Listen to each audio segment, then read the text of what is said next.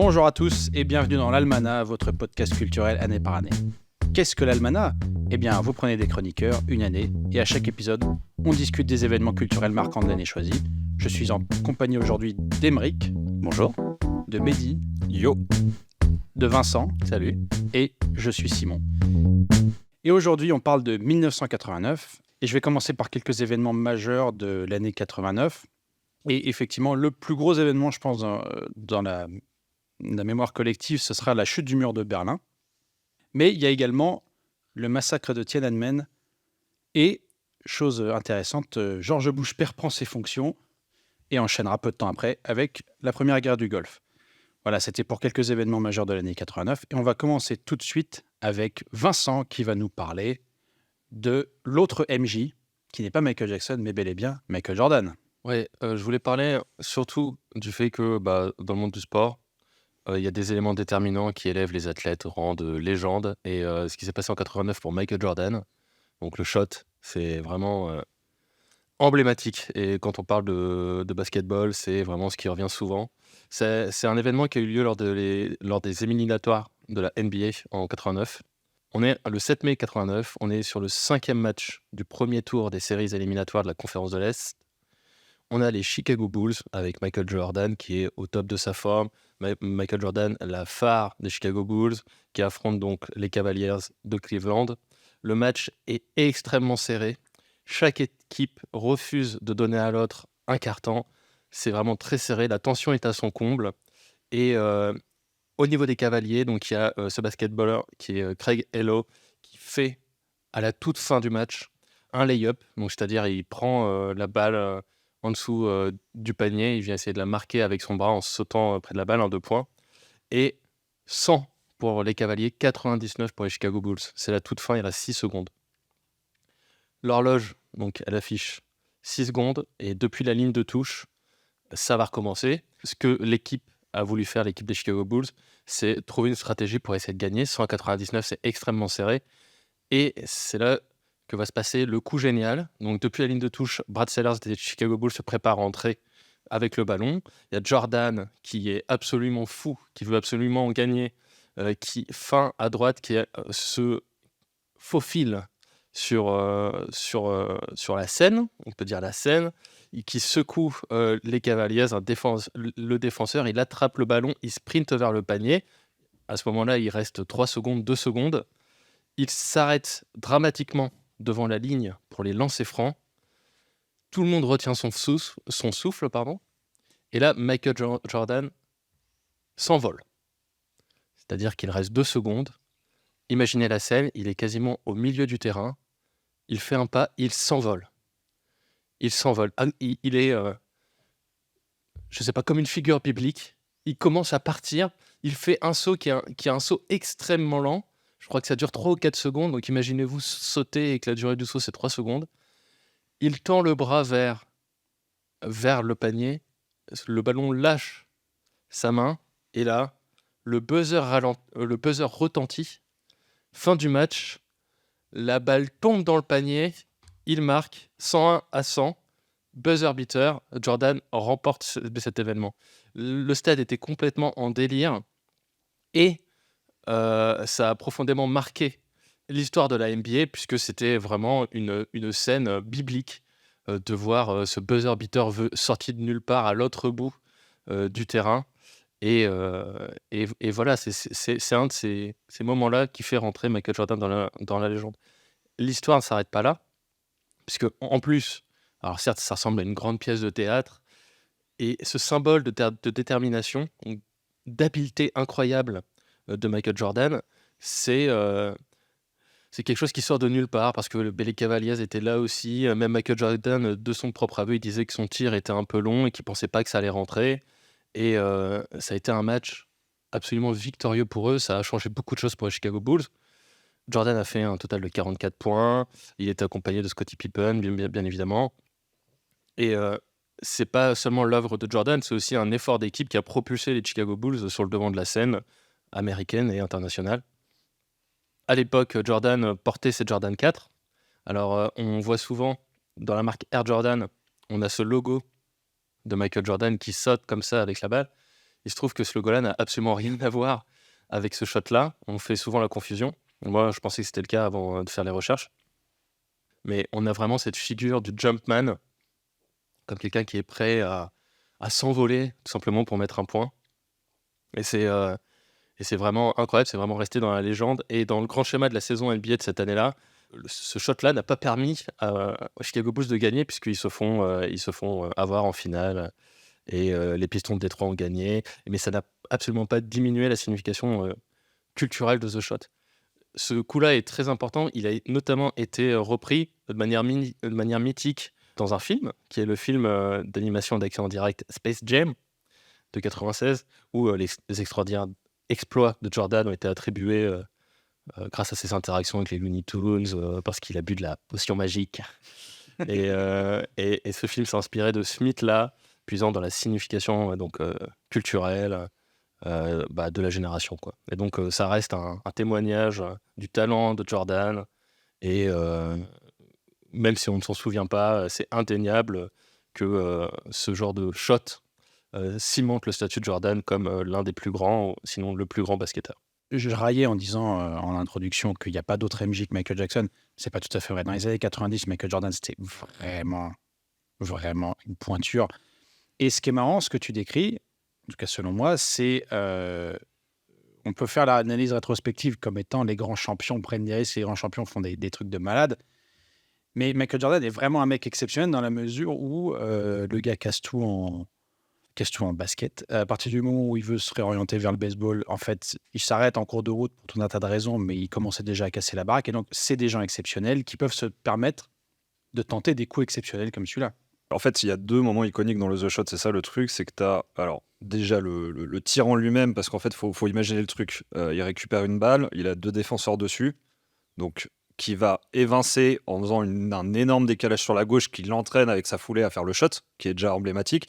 Et après, l'autre moment justement qui est emblématique, c'est qu'en fait, le logo qu'on a sur les Air Jordan, c'est la célébration de ce shot de Michael Jordan.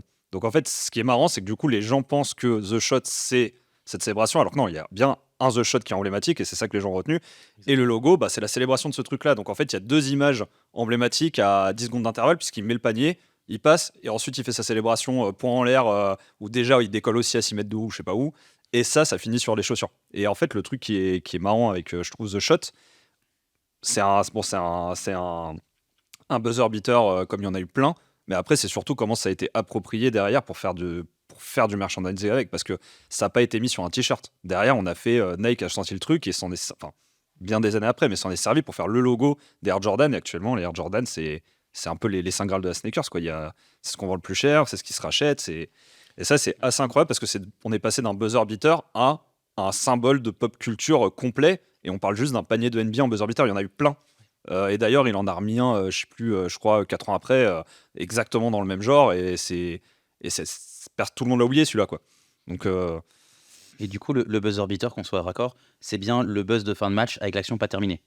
ouais, c'est ça. Ok. C'est-à-dire que le ballon a quitté la main avant que le buzzer en fait sonne, ce qui fait que l'action est toujours en jeu. Il faut que le ballon soit en l'air, du coup, et pas dans une C'est ça. main. Il Ok. faut plus qu'elle soit en jeu, en fait. Il faut qu'elle ait quitté la main du joueur. Et là, en fait, une fois que ça passe le panier, le buzzer beater est compté. Ok.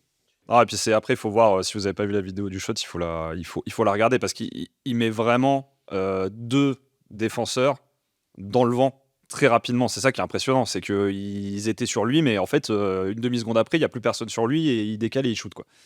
Et c'est surtout que l'action se passe très très vite, quoi. On parle de quelques secondes. Donc, Forcément, oui. Merci beaucoup, Vincent.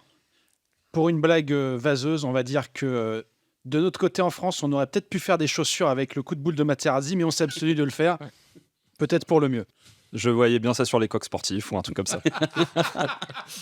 Bon, alors, en tout cas, on va enchaîner avec Emeric qui va nous parler d'un jeu et d'un film. Mais j'aimerais qu'il parle plus du film que du jeu.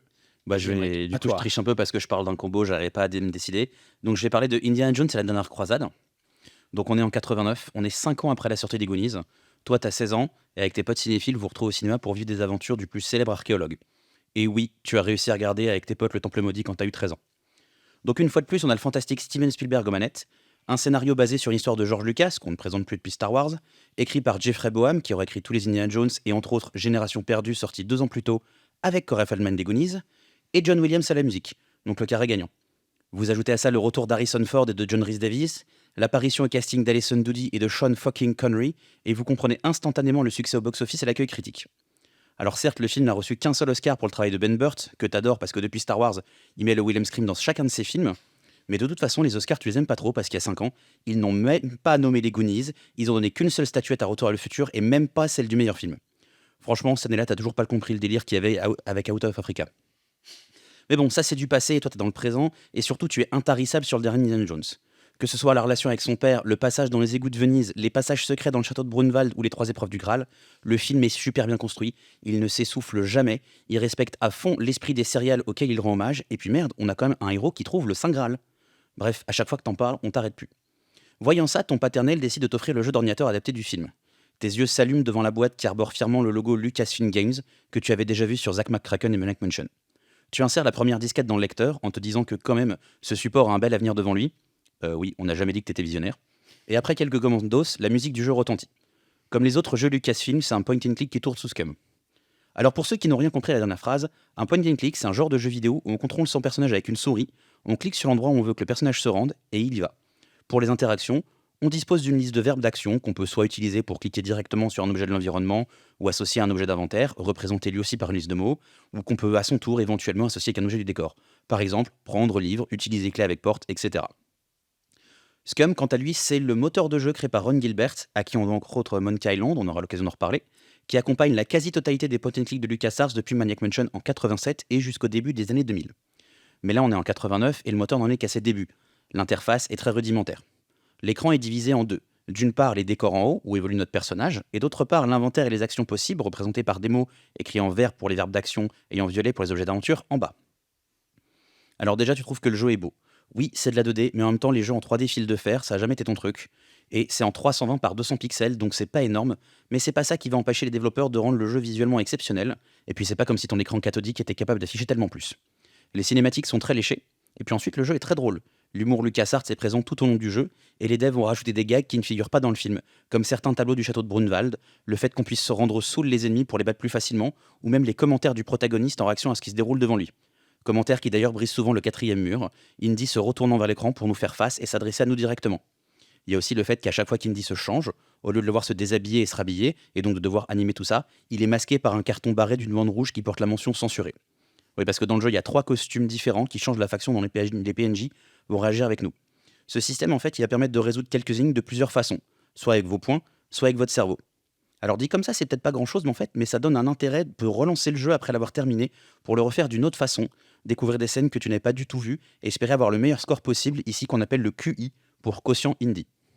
En tout cas, le jeu est très fidèle au film, aussi bien sur l'histoire que sur l'esprit, et fait suffisamment rare pour être souligné, le jeu est fourni avec le journal du Graal d'Henry Jones, qui distille de nombreux indices pour avancer dans le jeu. Oui, un des MacGuffin du film est disponible en vrai, faisant directement sortir le jeu de l'écran pour passer dans le monde réel. En tout cas, la presse est unanime. Ton journal préféré, Dragon Magazine, affirme que c'est le meilleur jeu du studio, et il dit que c'est carrément le meilleur jeu d'aventure de l'année. Et on est qu'au mois de mai. Du coup, moi j'ai aimé ce jeu déjà parce que j'aime le film, profondément. En fait, le film il me marquait, c'était mon tout premier Indiana Jones, et c'était même mon premier film d'aventure. C'est un souvenir qui est ancré en moi très très fort. Quand j'étais petit, dans le couloir de chez moi, en fait, il y avait des bibliothèques Ikea remplies de BD ou de numéros National Geographic sur l'étage du bas, et tout le reste était rempli de VHS. Et à chaque fois que je sortais de ma chambre, en fait, je passais devant et je voyais les VHS. Je regardais pendant des heures les illustrations des boîtes, d'ailleurs faites par l'excellentissime Drew Struzan. Et un jour, je suis allé voir mes parents avec la cassette et j'ai dit c'est quoi ça? Mes parents ils se sont regardés. Ma mère a dit à mon père un truc du genre tu crois qu'il est prêt? Et il a répondu oui. Moi, j'avais pas pigé qu'elle demandait si j'étais pas un peu petit pour certaines scènes. Je croyais vraiment que j'allais me faire introniser dans un ordre mystique ou un autre truc du genre. Et ben, je peux te dire que quand t'as 7-8 ans, commencer à nourrir ta cinéphilie un vendredi soir avec la dernière croisade, ça te marque. Du côté du jeu, en fait, je l'aime beaucoup parce que lui aussi, il fait partie intégrante de mon enfance. C'est un prolongement du film et je me le refais régulièrement, genre une fois tous les 2 ans. Et en fait, selon moi, il a initié une nouvelle ère dans les jeux Lucasfilm, puisqu'on a eu coup sur coup après Monkey Island 1, Monkey Island 2 et surtout un autre point and click Indiana Jones que j'aime de tout mon cœur, le mystère de l'Atlantide. Du coup, je pense que Simon va réagir sur le film, mais si vous voulez réagir sur le jeu, je suis très curieux aussi.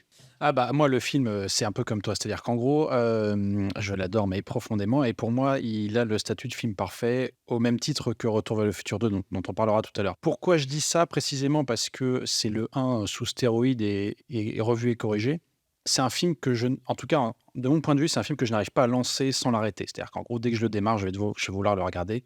Ça tient beaucoup de sa scène d'introduction qui dure un quart d'heure, en gros, où on va voir la première aventure d'Indiana Jones et qui va l'emmener jusqu'à l'âge adulte via un très beau raccord dans l'axe qui en profite pour faire une ellipse temporelle. Et dans le film, en fait, c'est l'aventure la vraie. Et par ailleurs, il y a quelque chose de très beau qui est développé, qui est la relation au père. Et finalement, le 1 était plus axé sur l'aventure, et le 2 est vraiment dans l'aventure et dans le sérieux. C'est un film que j'adore vraiment, qui je pense est à la fois divertissant et intelligent. En ce qui concerne le jeu, moi je ne l'ai pas fait, je vais être très honnête. Je ne sais pas, quand tu le décrivais, je ne sais pas à quel point c'était véritablement un jeu Indiana Jones ou finalement un jeu LucasArts, enfin un jeu LucasArts brandé Indiana C'est Jones. C'est ça un peu qui c'est m'interpellait. les 2 sont très liés si tu veux parce qu'en fait les jeux alors il y a eu quelques jeux LucasArts avant, Zack McCracken, Maniac Mansion, mais en fait, Indy, la dernière croisade, le jeu a vraiment du coup déteint sur tous les autres jeux de Lucasfilm derrière, tous les point D'accord. and click, Ok. aussi bien donc ses suites que Monkey Island que Ok, Full ok, Throttle. ok, Ils d'accord. ont tous des éléments d'Indy, ils ont tous un système de combat bien à eux, ils ont tous ce genre de choses. Ouais. Donc, ouais, ok. Donc, le film est non seulement important, mais le jeu aussi, dans le fond, en fait. Bah, après, le point and click, bon, après, c'est un genre qui a eu son succès. Après, personnellement, c'est un genre que je trouve un peu long à jouer, à part certaines exceptions, type Monkey Island. Moi, je sais pas, le premier que j'ai fait, ça devait être des années 90, c'était Myst, qui est pas forcément le plus accessible au début Qui est parce que long c'est aussi. très adulte et c'est long. Après, c'est bien. Non, après, ce qui est assez ouf, je trouve, avec le point and click, notamment l'Indiana Jones ou les Monkey Island, c'est que derrière, ça a donné un autre dérivé de jeu qu'on va retrouver qui va être un espèce de point and click moderne QTE qui donnera notamment les Walking Dead en version QTE, le The Wolf Among Us, où là on va rester dans un délire point and click, sauf qu'on est passé à la 3D depuis et qu'on peut déplacer un personnage. Mais ces jeux-là, ils sont inspirés de ces systèmes-là, et The Wolf Among Us, au-delà du scénario, ça a eu quand même un gros succès. Donc comme quoi, cette idée du point and click, ça restait quand même une très bonne façon de jouer, c'était innovant pour l'époque, quoi. Mhm. Puisque c'est un jeu qui ne demande pas de dextérité extraordinaire, mais qui permet de profiter quand même d'une aventure et vraiment d'être en immersion dans une aventure sans avoir de complexité. Ouais, le gros avantage du point and click, c'est que c'est accessible à tous en fait. Que tu sois un gamer ou pas du tout, c'est pas Street Fighter où si t'as pas passé 15 minutes sur chaque combo à le faire, tu vas pas y arriver en fait. Là, je veux dire, tu peux être le gamin de 3 ans comme le papy de 70 ou l'ado attardé de 30 et y arriver sans problème quoi. C'est ça. Après, dans les point and click, s'il y en a un, pour les gens qui connaissent pas, que je trouve qu'il faut faire peut-être en premier, qui est un peu plus récent, qui est de 2009, c'est Machinarium. Je sais pas si vous l'avez fait, c'est un point and click avec un petit robot, enfin c'est une histoire d'un robot, c'est hyper poétique, c'est un peu plus moderne, en tout cas que les Monkey Island et tout, mais si on n'a jamais fait le genre, ça peut être une bonne entrée au genre, quoi. Donc bah à faire, en tout cas, petite recommandation, parce que c'est en Ouais, plus je un jeu testerai. qui a très très bien marché à sa sortie, quoi. C'est marrant que tu parles de Telltale, finalement, parce que, en fait, Telltale, bon, maintenant a disparu, mais c'est quand même illustré en faisant pas mal de point and click adaptés de la pop culture, et je me demande s'il n'y a pas finalement un héritage idéologique avec LucasArts, dans le fond. Carrément. Ils ont fait Retour vers le futur, ils ont fait Batman, etc., etc. Bon, bah écoute, merci beaucoup, Émeric, et on va enchaîner avec Mehdi, qui va nous parler de The Cure, pardon. Oui, ça marche, hein, les deux termes sont liés généralement. Du coup, oui, en fait, là, pour 1989, je voulais vraiment prendre un album en partie. Enfin, prendre un album, le problème, c'est que ça a été hyper compliqué de choisir parce que 89, c'est une année où il y a quand même beaucoup d'albums emblématiques un peu partout. Pour les citer, il y a eu Doolittle de The Pixies qui les a fait rentrer en stratosphérique. On a eu Veuillez rendre l'âme de Noir Désir avec Les Écorchés et Sombrero de la mer. Les Stone Roses qui est pareil, j'ai longtemps hésité avec cet album là parce que celui-là c'est vraiment un album qui a inspiré énormément de groupes et d'artistes, notamment sur les scènes anglaises et new-yorkaises. On a eu Bleach de Nirvana qui est un peu les prémices de ce qu'allait devenir Nirvana, on est tout au début, et on a eu aussi le droit au Three Feet High and Rises de La Soul, donc où on est quand même à une époque où voilà, on est au début du entre guillemets du hip-hop qui commence à se démocratiser, mais il fallait en choisir qu'un, donc j'en ai pris un qui a eu vraiment l'impact le plus grand et dans le monde, donc c'est Disintegration de The Cure. Et en fait, cet album, dans le paysage vraiment des chefs-d'œuvre de la musique alternative des années 80, voilà, il y avait beaucoup de grands artistes. Il y avait déjà Sonic Youth, il y avait R.E.M., il y avait The Smiths, donc le paysage, il est quand même, il y a de la concurrence, quoi. Et donc en fait, c'est un album qui se démarque, mais vraiment incontestablement de tous les autres, parce que déjà c'est le 8e album, donc c'est quand même, on arrive et c'est un 8e album encore sombre, hein. On est encore, c'est les 7 albums d'avant, ils sont pas plus joyeux. Mais c'est un 8e album qui a vraiment marqué le tournant dans leur carrière, puisque en fait c'est notamment une référence, mais c'est aussi pour The Cure le passage de cette espèce de musique un peu sombre à quelque chose qui va devenir un peu plus commercial et un peu plus accessible par la suite, puisque passé Disintegration, l'album suivant, Wish, c'est celui qui porte le titre Friday I'm in Love. Et Friday I'm in Love, clairement, on est sur du rock, voire de la pop, grand public, qui fait pas déprimer, quoi. Donc, Disintegration, c'est quoi? C'est un voyage, en fait, qui est surtout émotionnel. C'est très poétique. Il y a énormément de mélancolie.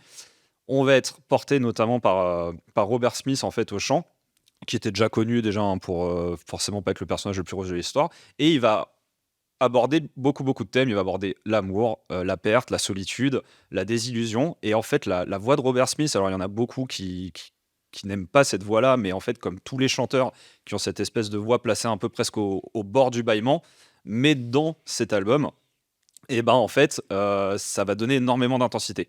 Ça va donner énormément d'intensité, et c'est surtout qu'il va vivre énormément ses textes, puisque c'est quand même quelqu'un qui est connu pour écrire ses textes, composer sa musique et un peu vraiment cœur à vif, quoi.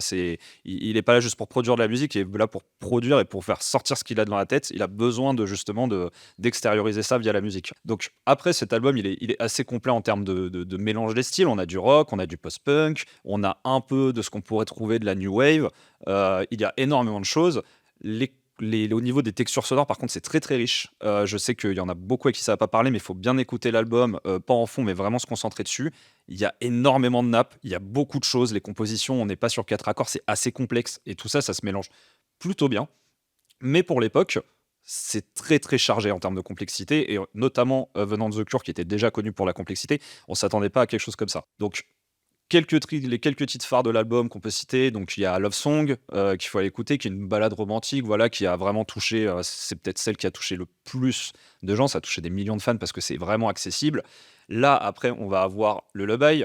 Ça, c'est vraiment un titre qui hante, quoi, parce que quand on écoute ce truc-là, vraiment, au niveau des images, on a vraiment l'impression d'être dans des espèces de maisons hantées avec un chanteur au fond dans une pièce qu'on entend de loin. Enfin, c'est très très fort. Ensuite, on va avoir Pictures of You. Pictures of You, c'est un titre qui est à l'opposé, qui est très planant. Alors, on n'est pas non plus sur Pink Floyd, hein, mais on arrive sur quelque chose qui est quand même très très planant, avec énormément en fait, de synthétiseurs. Donc, on est vraiment dans l'atmosphère. Et après, on va avoir des styles comme Fascination Street qui sont très très simples, qui sont juste dans l'énergie, où on a une basse et une guitare qui accrochent, et on suit ça. Donc, pourquoi Disintegration? Parce que Disintegration, ça a vraiment laissé un vrai héritage dans l'industrie de la musique, notamment pour ce côté, ce dont je disais, émotionnel, parce que c'est surtout ça qu'on a retenu, c'est que ce qui a été impressionnant, c'est de voir que un artiste, un chanteur pouvait vraiment être aussi à vivre sur scène. Il faisait vraiment parler ses tripes, et ça a beaucoup marqué. Ça a tellement marqué qu'en fait, en 2019, ils ont fait un concert, enfin, ils ont fait des concerts pour célébrer le 30e anniversaire de l'album, et en fait, ils ont joué tout l'album dans son intégralité, plusieurs concerts, tous les concerts étaient à guichet fermé. Et on parle de 2019, donc ça ne peut pas être que les fans qui étaient déjà là en 89 qui sont venus à ce concert. Donc, c'est vraiment que ça a créé, il y a vraiment une fidélité, et c'est vraiment un emblème emblématique. Donc, pour conclure sur tout ça, cet album, c'est un monument de la musique. C'est quelque chose qui a été salué complètement à la fois par les fans, donc la personne qui écoute, lambda qui écoute de la musique, ça a été salué par les ingé sons et donc par les professionnels de la musique, autant sur la qualité sonore que sur la qualité de l'écriture, de la composition, que sur la qualité des paroles et de ce qui est écrit. Et en fait, c'est un album vraiment qui, aujourd'hui, on en parle moins parce qu'il faut que jeunesse se fasse et que The Cure, 89, ça commence à remonter. Mais c'est vraiment un album qui a séduit, qui a touché les cœurs d'énormément de gens et qui, même maintenant, quand on fait écouter, c'est vrai que c'est un album qui laisse pas indifférent, quoi. Moi, j'ai écouté pas tout parce que je vais être très honnête, au niveau de la compo, j'accroche pas du tout. Par contre, je reconnais ce que tu dis, notamment au niveau des textures, il y a un vrai jeu de production et de masse sonore qui est assez fort finalement et qui est encore actuel. Et c'est ça que je trouve bien par contre. Autant, je faisais la blague en parlant de dépression, c'est plus une raillerie, c'est-à-dire qu'en gros, la compo qu'on aime ou on n'aime pas, on peut pas cacher le côté cœur à vif, machin. Par contre, si on reste d'un pur point de vue sonore, c'est massif, mais positivement, et c'est bien foutu. Donc ça, il n'y a rien à dire là-dessus. Après, voilà, on aime ou on n'aime pas, mais je comprends l'attrait sonore que peut avoir cet album. Au niveau de la compo, oui, j'ai repéré des choses intéressantes, j'ai repéré des petites fulgurances de compos qui me paraissaient astucieuses.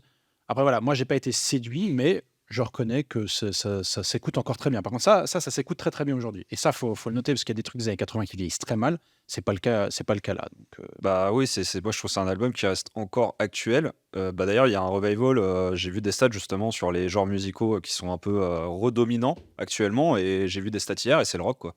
Alors on pensait tous que c'était le hip-hop, mais mondialement, merci. le premier, ouais, j'ai vu la stat hier, le premier genre actuellement, c'est le rock à 19,38% des écoutes mondiales, suivi par le hip-hop à 14%. Donc apparemment, il y a un engouement pour le rock à nouveau. Et le truc, c'est que comme tu disais, ce que je voulais dire, c'est que, comme tu dis, ça s'écoute encore bien et c'est vieux, mais ça reste moderne déjà pour l'époque. Oui, je suis assez d'accord. Et par exemple, si on écoute autre chose qu'a fait Robert Smith, genre Success and the Banshees, c'est pas du tout la même, ça reste bien, mais ça a vieilli clairement, quoi. Et là, en fait, je pense que c'est le côté synthé, c'est vraiment le côté synthé, rock planant, c'est un peu comme Pink Floyd, quoi. Ça vieillira jamais. En fait, c'est des albums pour moi qui sont tellement chiadés que ça vieillira plus. Il y a un effort qui est fait. Ce qui vieillit mal aujourd'hui, à mon sens, c'est tu prends un DX7 et tu t'emmerdes pas à. Je parle à l'époque. Tu prenais un DX7, tu découvrais parce que on peut pas en vouloir au mec qui découvrait le DX7 de pas savoir l'utiliser. Et aujourd'hui, on a tellement entendu ce son-là qui est très daté, où tu prends une ligne drum, tu vois, sans vraiment t'intéresser à ce que tu fais avec. Mais si derrière tu fais un travail véritable sur tes sons, sur tes textures, tu vieilliras mieux de manière générale. Oui, il y a des effets qui, de toutes les manières, qui étaient les effets de cette époque-là, la reverb à outrance, etc. Mais si tu vas au-delà, et je pense qu'ils ont bien bossé, on parlait de Tear for Fears la dernière fois, c'est pareil, ils ont bien bossé leur texture et au final ça sonne bien. Donc c'est ça aussi qui, à mon avis, fait que ça reste moderne aujourd'hui. Est-ce que tu peux expliquer ce que c'est qu'un DX7 pour ceux qui connaissent pas, s'il te plaît? Alors, c'est un synthétiseur de Yamaha qui est sorti au début des années 80 et qui a été un carton absolu que tout le monde a utilisé parce qu'il était facile à utiliser et qu'il était convaincant, quoi. Et si tu prends la pop ou la musique de manière générale des années 80, le DX7 est présent dans quasiment tous les albums sur au moins une chanson. Ok. Juste, ouais, petit point que j'ai pas mentionné, mais juste pour remettre un peu le contexte, parce que j'ai pas mentionné pendant l'article, mais juste pour quand vous écoutez cet album, il faut se mettre dans le contexte du coup de Robert Smith de l'époque. Il faut voir, juste avant, il y avait Kiss Me, donc de The Cure, qui a été un succès monstrueux. Et en fait, cet album, il est devenu aussi sombre parce que Robert Smith passe en dépression après cette tournée, quoi. C'est-à-dire que la tournée de cet album-là, l'a vraiment mis dans une phase de dépression qui est assez énorme, hein, même pour l'époque, pour le personnage. Et du coup, il faut voir que cet album lui tenait tellement à cœur que, quand il l'a proposé aux membres de son groupe, ils ont tous accepté, mais il a quand même dit que si jamais il n'acceptait pas, il le ferait tout seul et qu'il se casserait du groupe pour le faire, l'album. C'est aussi pour ça que... Oh les gars, j'espère ouais. que vous aimez, mais si vous aimez pas, tant pis, je me barre. C'est ça, c'est en mode je veux vraiment le faire, et quand il a commencé à travailler dessus, c'est vraiment je voulais le faire, quoi. C'est juste pour mettre le truc de quand vous écoutez cet album, prenez-le vraiment comme la lettre ouverte de Robert Smith. C'était son exutoire. C'est vraiment son exutoire, quoi. Ouais, ok. Voilà. Bah écoute, merci beaucoup Mehdi. Je vais enchaîner et j'aimerais moi vous raconter une histoire personnelle, une histoire familiale en fait. Alors, si vous voulez rentrer avec moi complètement dans le délire, je vous invite à fermer les yeux et que vous visualisiez dans le parc Astérix, parce que c'est ça dont je vais vous parler aujourd'hui. Vous n'êtes pas obligé de fermer les yeux si vous trouvez ça gênant. Ce n'est pas de l'ASMR. Donc visualisez-vous dans le parc Astérix, vous prenez la Via Antica, qui est l'artère principale quand vous rentrez, puis vous passez à côté des arènes qui sont au centre du parc, au bout de l'allée.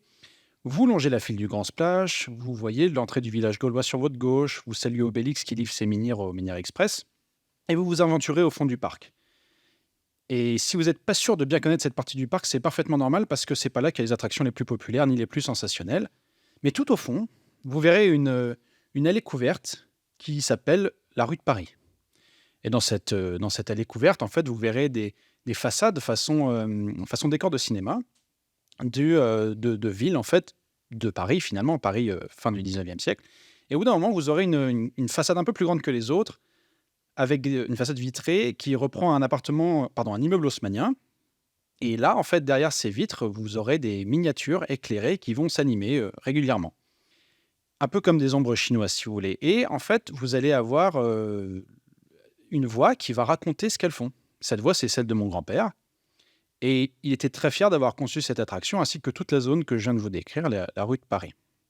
Et cette fierté, je vais être très honnête, elle a jailli sur moi et mes frères, parce que même si l'attraction est négligée aujourd'hui, on va forcément voir cette attraction, on entend la voix de notre grand-père et on reconnaît un peu ce qui lui plaisait à travers cette attraction. Et donc, voilà, ça c'est une petite histoire personnelle pour que vous compreniez pourquoi je suis attaché au parc. Je pense ne pas être le seul à être attaché. ce qui explique la popularité du parc Astérix. Et je vais aussi être très honnête, il n'y a pas que mon grand-père qui a participé à la conception du parc, évidemment. Les gens ne savent peut-être pas, mais il y a des pointures qui ont contribué à la conception du parc. Il y a notamment Gottlieb, mais aussi Gérard Hernandez, que les gens connaissent surtout pour faire la voix du Grand Schtroumpf et jouer dans scène de ménage. Mais voilà. Et pourquoi, je vais vous expliquer pourquoi je pense que le parc est aussi populaire, pas qu'auprès de moi, mais auprès des Français. D'abord, il y a le thème, en fait. Quel autre thème plus franco-français est aussi populaire en France qu'Astérix, finalement? Aujourd'hui, ça nous paraît évident. Et c'était évident, en fait, pour Uderzo. Il fait une visite au début des années 80 à Walt Disney World et il se dit qu'il y a finalement quelque chose à faire. Et dans les années 80, c'est la bonne période. En gros, créer des parcs d'attractions, il y a une forme de frénésie qui s'empare de un peu tous les pays d'Europe. On se dit, on va créer des parcs à tour de bras. Et il y a un grand nombre de parcs qui ont vu le jour dans la deuxième moitié des années 80. Il y en a très peu qui survivent aujourd'hui. D'ailleurs, il y a le parc Astérix qui est un des grands survivants. Et Big Bang Schtroumpf, qui avait ouvert à l'époque, a été depuis renommé Walibi ou Le Pad, je ne sais plus. Enfin bref. Toujours est-il que les amateurs d'Urbex, je les invite à aller du côté de Cergy-Pontoise, voir les vestiges de Mirapolis, qui était un des grands parcs parisiens de la fin des années 80.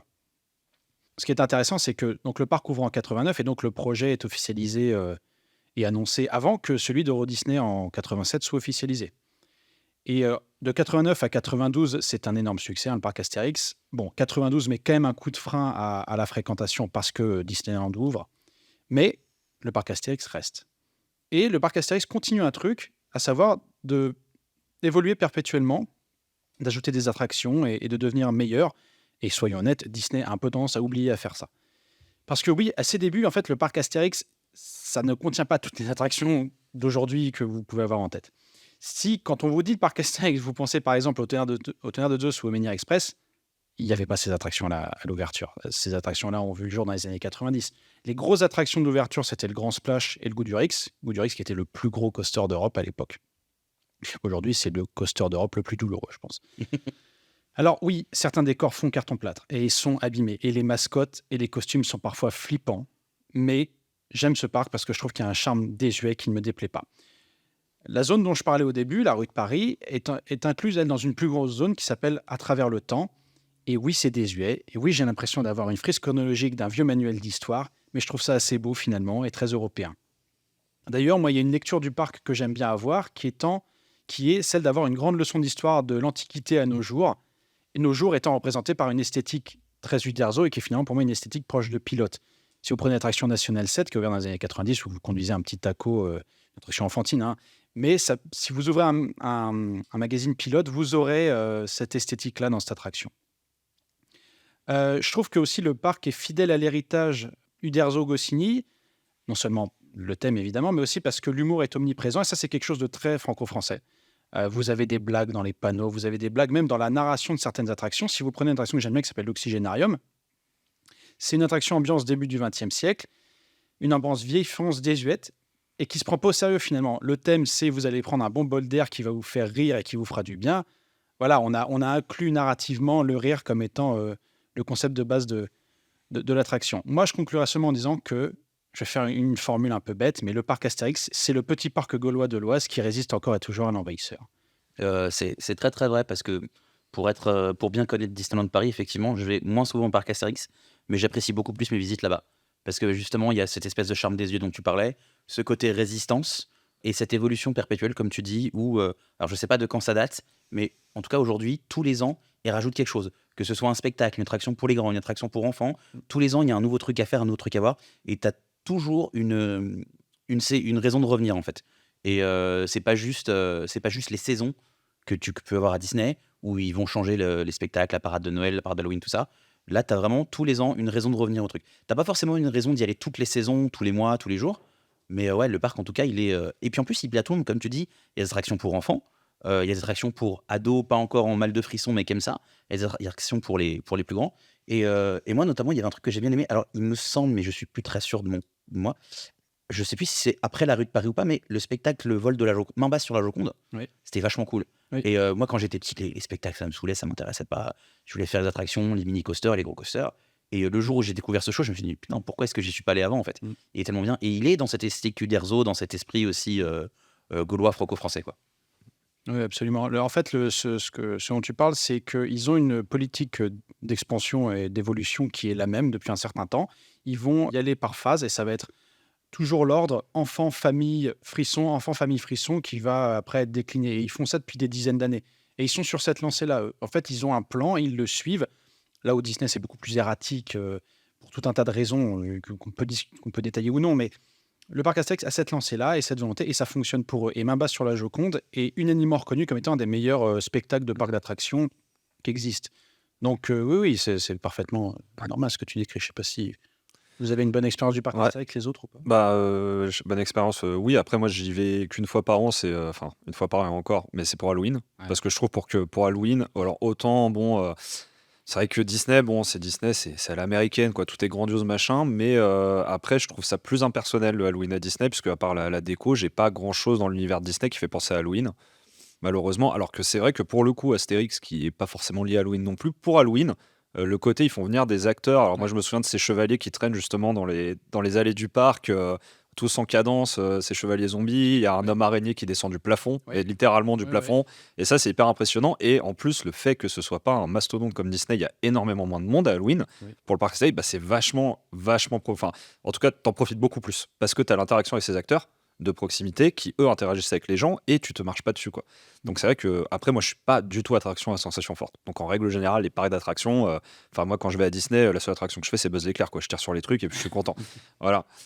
Mais par contre, je trouve que pour l'ambiance du parc, ça me dérange pas du tout de profiter de cette ambiance Halloween du parc Astérix. Et je trouve que globalement, le parc Astérix, pour les enfants, en vrai, je trouve que c'est quand même vachement sympa. Enfin, moi, je vois les acteurs qui sont là, ou en tout cas les gens costumés qui sont là.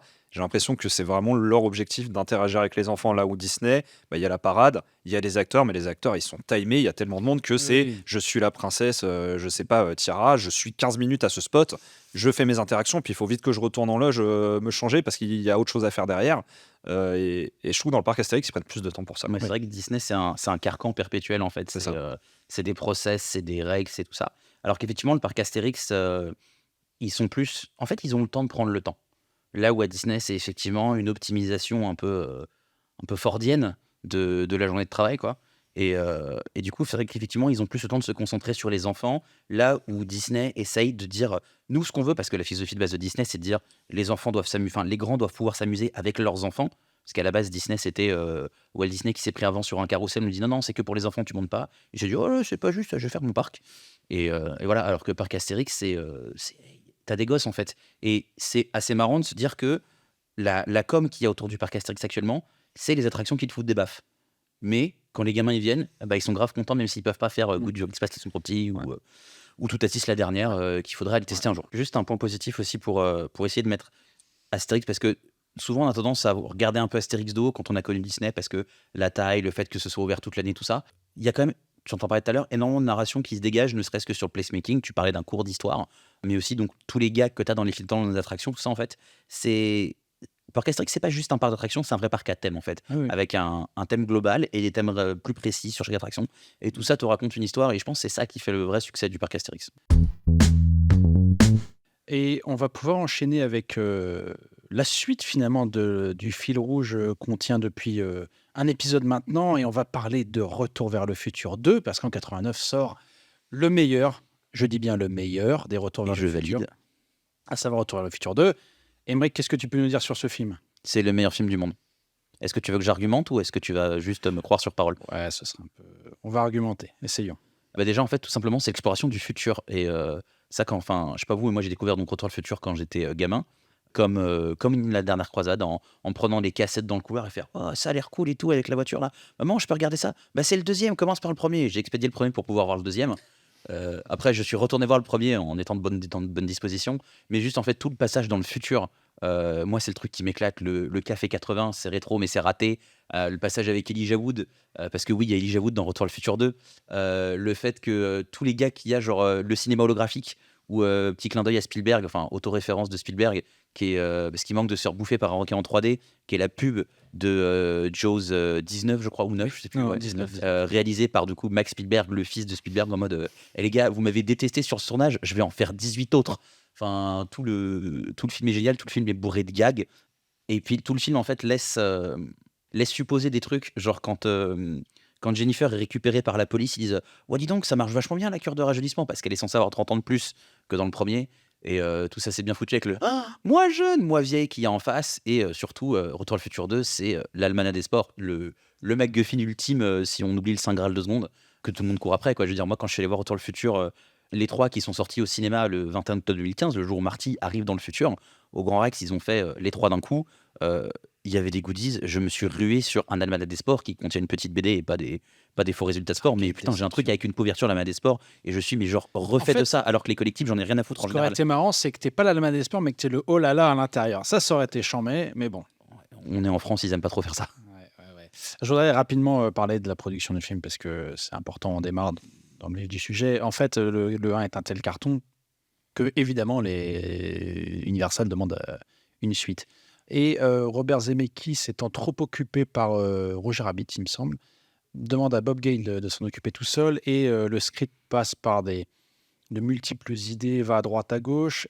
Et à un moment donné, il s'accorde plus ou moins sur ce qui est devenu Retour vers le futur 2, mais donc à savoir un calque final du 1, mais dans les années 60. Et où le but, cette fois, pour Marty, c'était de faire en sorte que sa mère et son père baisent.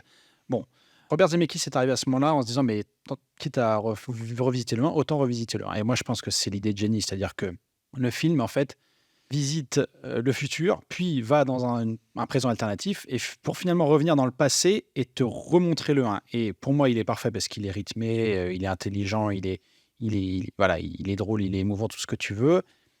Il est aussi parfait précisément parce qu'il revisite le 1. Donc, le 1 n'aurait pas existé, le 2 n'aurait pas été là pour être aussi bon. C'est le principe d'une suite. Oui, mais sachant que ils sont allés tellement loin dans l'écriture qu'ils se sont aperçus qu'ils avaient un script beaucoup trop long parce qu'ils finissaient par arriver en 1885.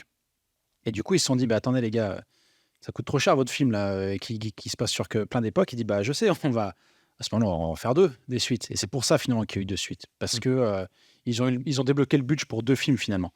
Ouais. Et en s'intéressant finalement sur le 3e que à la partie finale, mais ça on en parlera. D'ailleurs, les 2 films qui ont été tournés en même temps, parce que c'est ça qu'il faut noter, c'est que les 2 ont été faits en même temps, voire il y a certaines scènes du 3 qui ont été faites avant des scènes du 2. C'est ça qui est assez fou, quoi. En tout cas, sur le 2, le côté dans le futur.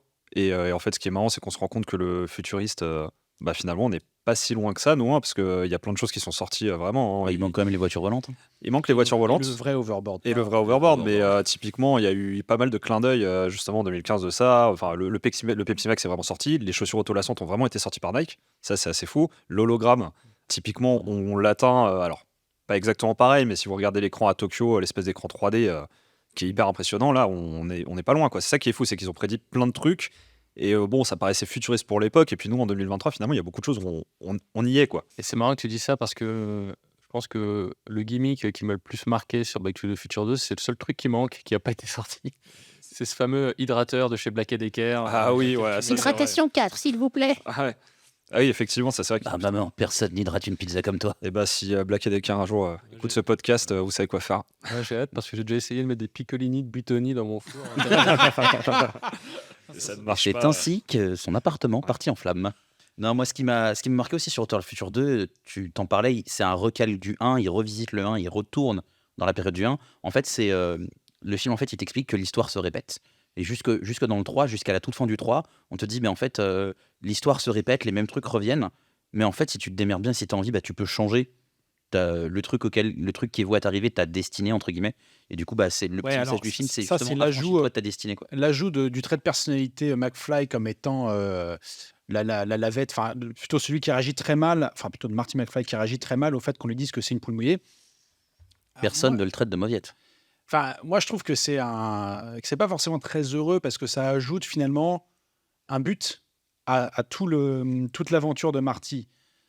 Le but ultime étant dans le 3 où il doit finalement devenir quelqu'un de meilleur, etc., ne pas avoir d'accident, etc. Bon, oui, mais après, je trouve que dire l'histoire se répète, c'est beaucoup plus intéressant d'un point de vue cinématographique. Il y a des parallèles qui sont faits. Clairement, il y a des calques, des scènes qui sont des miroirs de film en film.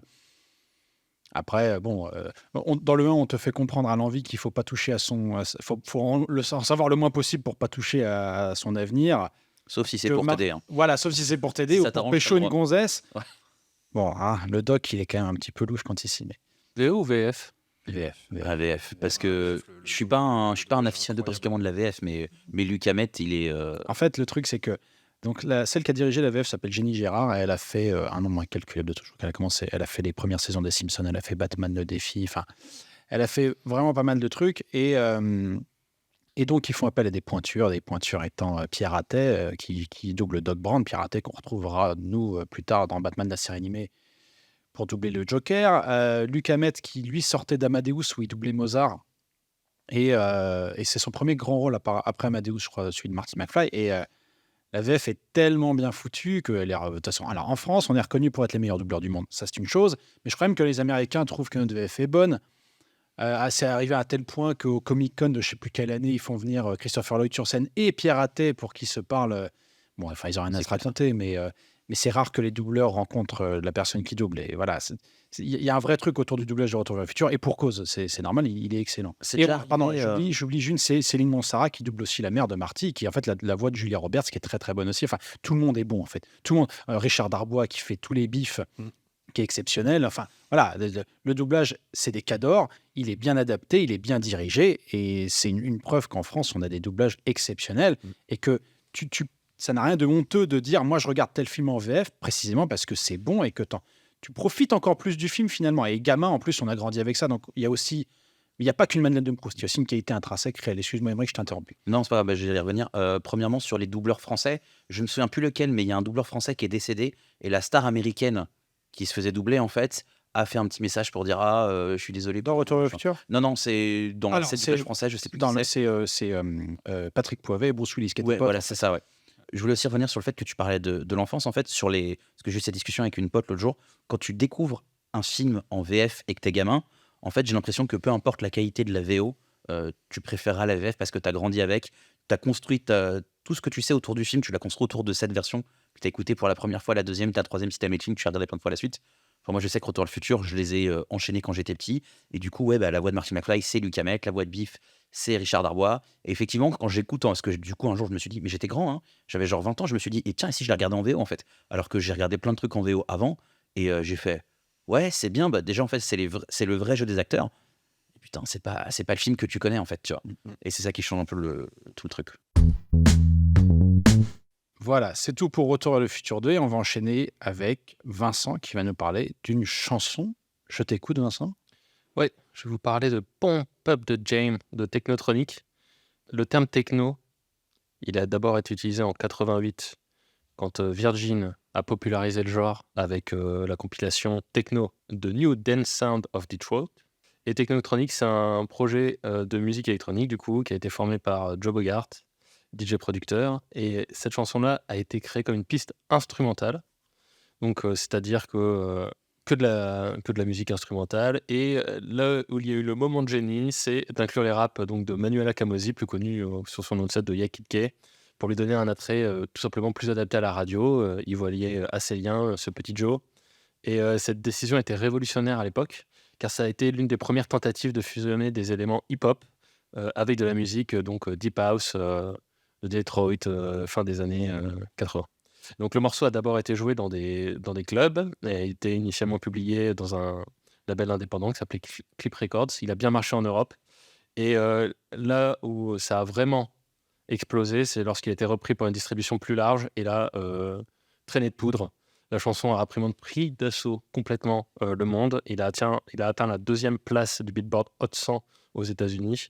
La chanson est devenue complètement virale, alors que ce concept n'existait pas du tout, puisqu'il n'y avait pas Internet.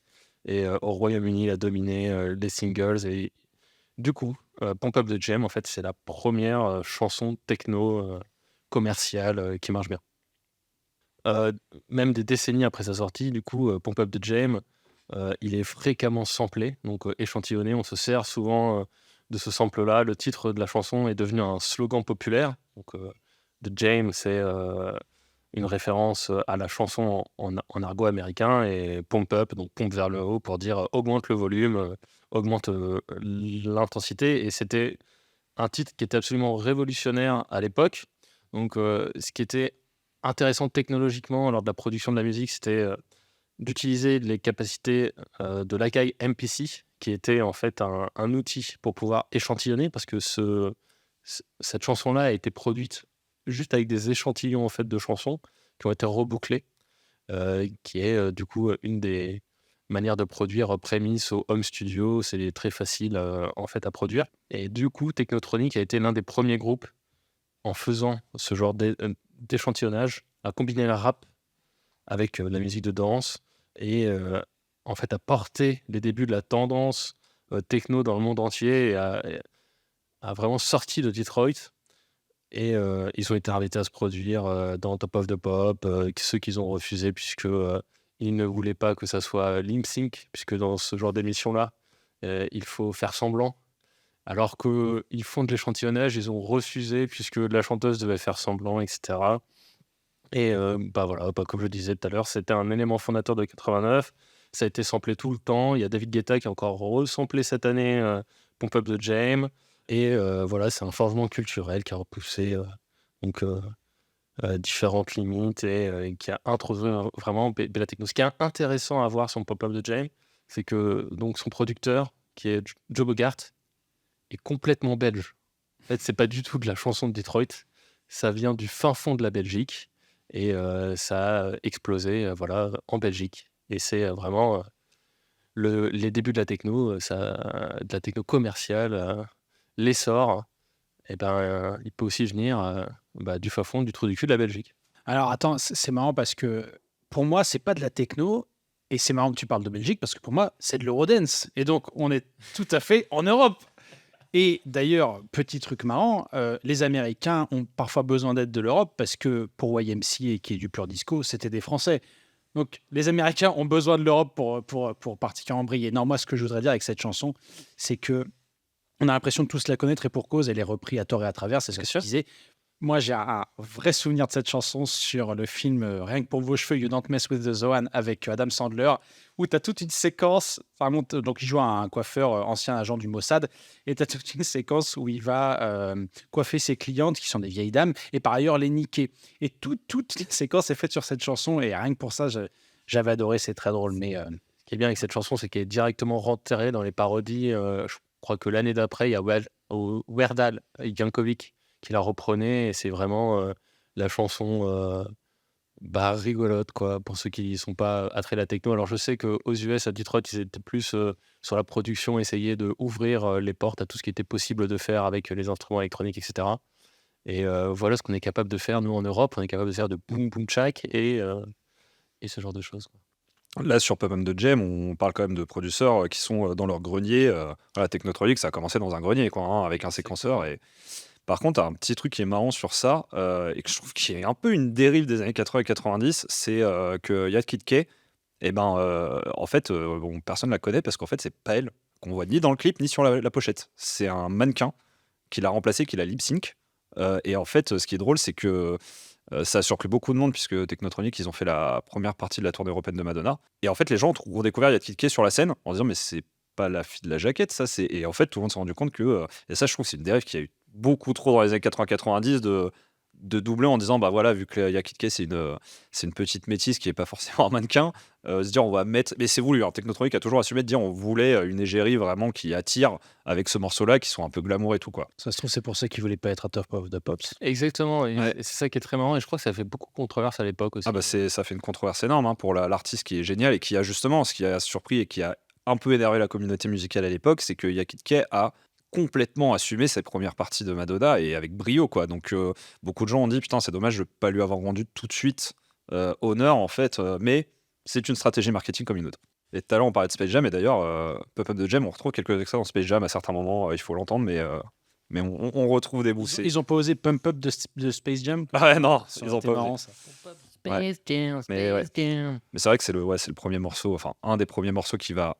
En fait, faut voir que eux, Technotronic, ils font plutôt de la dance sans paroles. Et c'est vrai que là, ce qui est extraordinaire, c'est qu'on met des paroles là-dessus. Et c'est une des premières fois où on va passer de ces beats full instrumental à des paroles et qui marchent, quoi. Bon, bah écoute, merci Vincent. On va enchaîner avec Emric qui va nous parler encore une fois de jeu, décidément. Ouais, désolé, je suis un peu le gros nerd de l'équipe. Mais je vous parlais de la Game Boy du coup. La Game Boy, il faut vous rendre compte que quand tu es un gamin de 6 ans et que ton grand frère il te laisse pas toucher à la NES, À la récréation, en fait, tes amis te parlent de la pub qu'ils ont eu ce week-end avant Fort Boyard, la Game Boy de Nintendo. Donc la Game Boy, en fait, c'est la descendante directe des Game & Watch. C'est pas la première console portable de l'histoire, c'est la deuxième après la Microvision, mais c'est la première à avoir eu un impact de fou à l'international.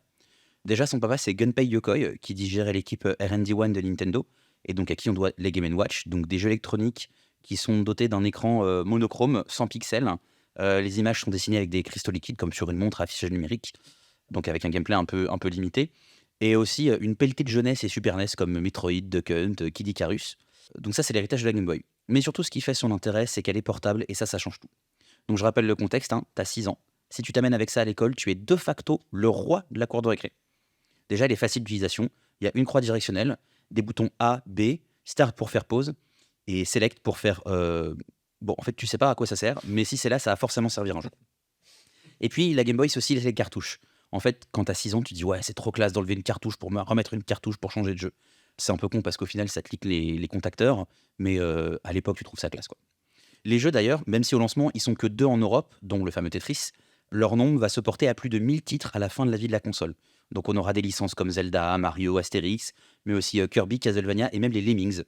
Il y aura des jeux de sport à licence comme Madden NFL et des adaptations comme La Famille Adams, Batman, Alien ou un truc un peu plus incongru à voir en jeu vidéo, Last Action Hero. Last Action Hero a eu son jeu sur Game Boy. C'est aussi une tripotée d'accessoires dont les plus connus sont le Game Boy Printer et la Game Boy Camera, qui, si on veut chercher un peu loin, l'ancêtre de l'iToy de la PS2. Donc en fait, tout le monde veut sa place sur la console, et donc tout le monde est sur la console. Et toi, en fait, t'as que l'embarras du choix et ton porte-monnaie qui te limite. En fait, t'as la promesse de passer des heures à rêver devant ton écran pour toute la durée de vie de la console, durée de vie qui d'ailleurs va s'étendre sur plus de 14 ans. La dernière Game Boy sera fabriquée en 2003. Et en parlant de durée de vie exceptionnelle, la Game Boy, c'est aussi le berceau de toute la licence Pokémon. Pokémon, c'est pas juste un jeu. Toi, quand t'étais petit, t'avais un jouet Pokédex, tes potes, ils avaient des peluches, ton meilleur ami t'avait invité chez lui à voir le premier épisode du dessin animé sur sa VHS, et d'ailleurs, c'est ça qui a fait plonger beaucoup de gamins dans la Pokémania. Il y a eu les films, et je pense que tout le monde a eu les cartes Pokémon à jouer. Par contre, personne n'a réussi à jouer en suivant les règles des cartes Pokémon parce que c'est imbitable. Et c'est un joueur de Magic qui vous dit ça. Donc on va essayer de vous rendre compte, sans la Game Boy, il n'y a pas Pokémon. Et s'il n'y a pas Pokémon, aujourd'hui, plus de 30 ans après, vous n'avez pas toute une catégorie entière de streamers sur Twitch qui s'ouvrent des boosters Pokémon en espérant choper un Dracofeu brillant et à qui les spectateurs donnent du vrai argent pour qu'ils continuent d'ouvrir des boosters. Est-ce que c'est une bonne chose ou pas? Je sais pas, mais force est de reconnaître que la Game Boy, elle a eu un impact mondial et incroyablement puissant. Et Pokémon, c'est qu'un seul exemple, hein. Puis, mais il faut quand même dire aussi, Pokémon, c'est les échanges avec les amis, avec le fameux câble Link qui n'a pas servi qu'à Pokémon, mais principalement, qui de toute façon, le câble Link était toujours trop court et faisait planter tous tes échanges qui étaient branchés de travers, ou même juste parce que tu n'avais pas de chance. Mais quand ça marchait, tu étais complètement émerveillé de recevoir un Pokémon que tu pouvais pas avoir dans ta version parce que tu avais la rouge et que le Pokémon il avait la version bleue ou inversement. Et franchement, tu te dis, putain, un jour, faudrait qu'on arrive à faire ça sans fil et ce serait trop bien. En fait, la Game Boy, c'est ça. C'est le côté social qui rapproche les gens. D'abord, il y a le sempiternel débat avec tes amis sur la couleur de la console. La meilleure, c'est la rouge. Ah non, c'est la bleue. Non, c'est la transparente.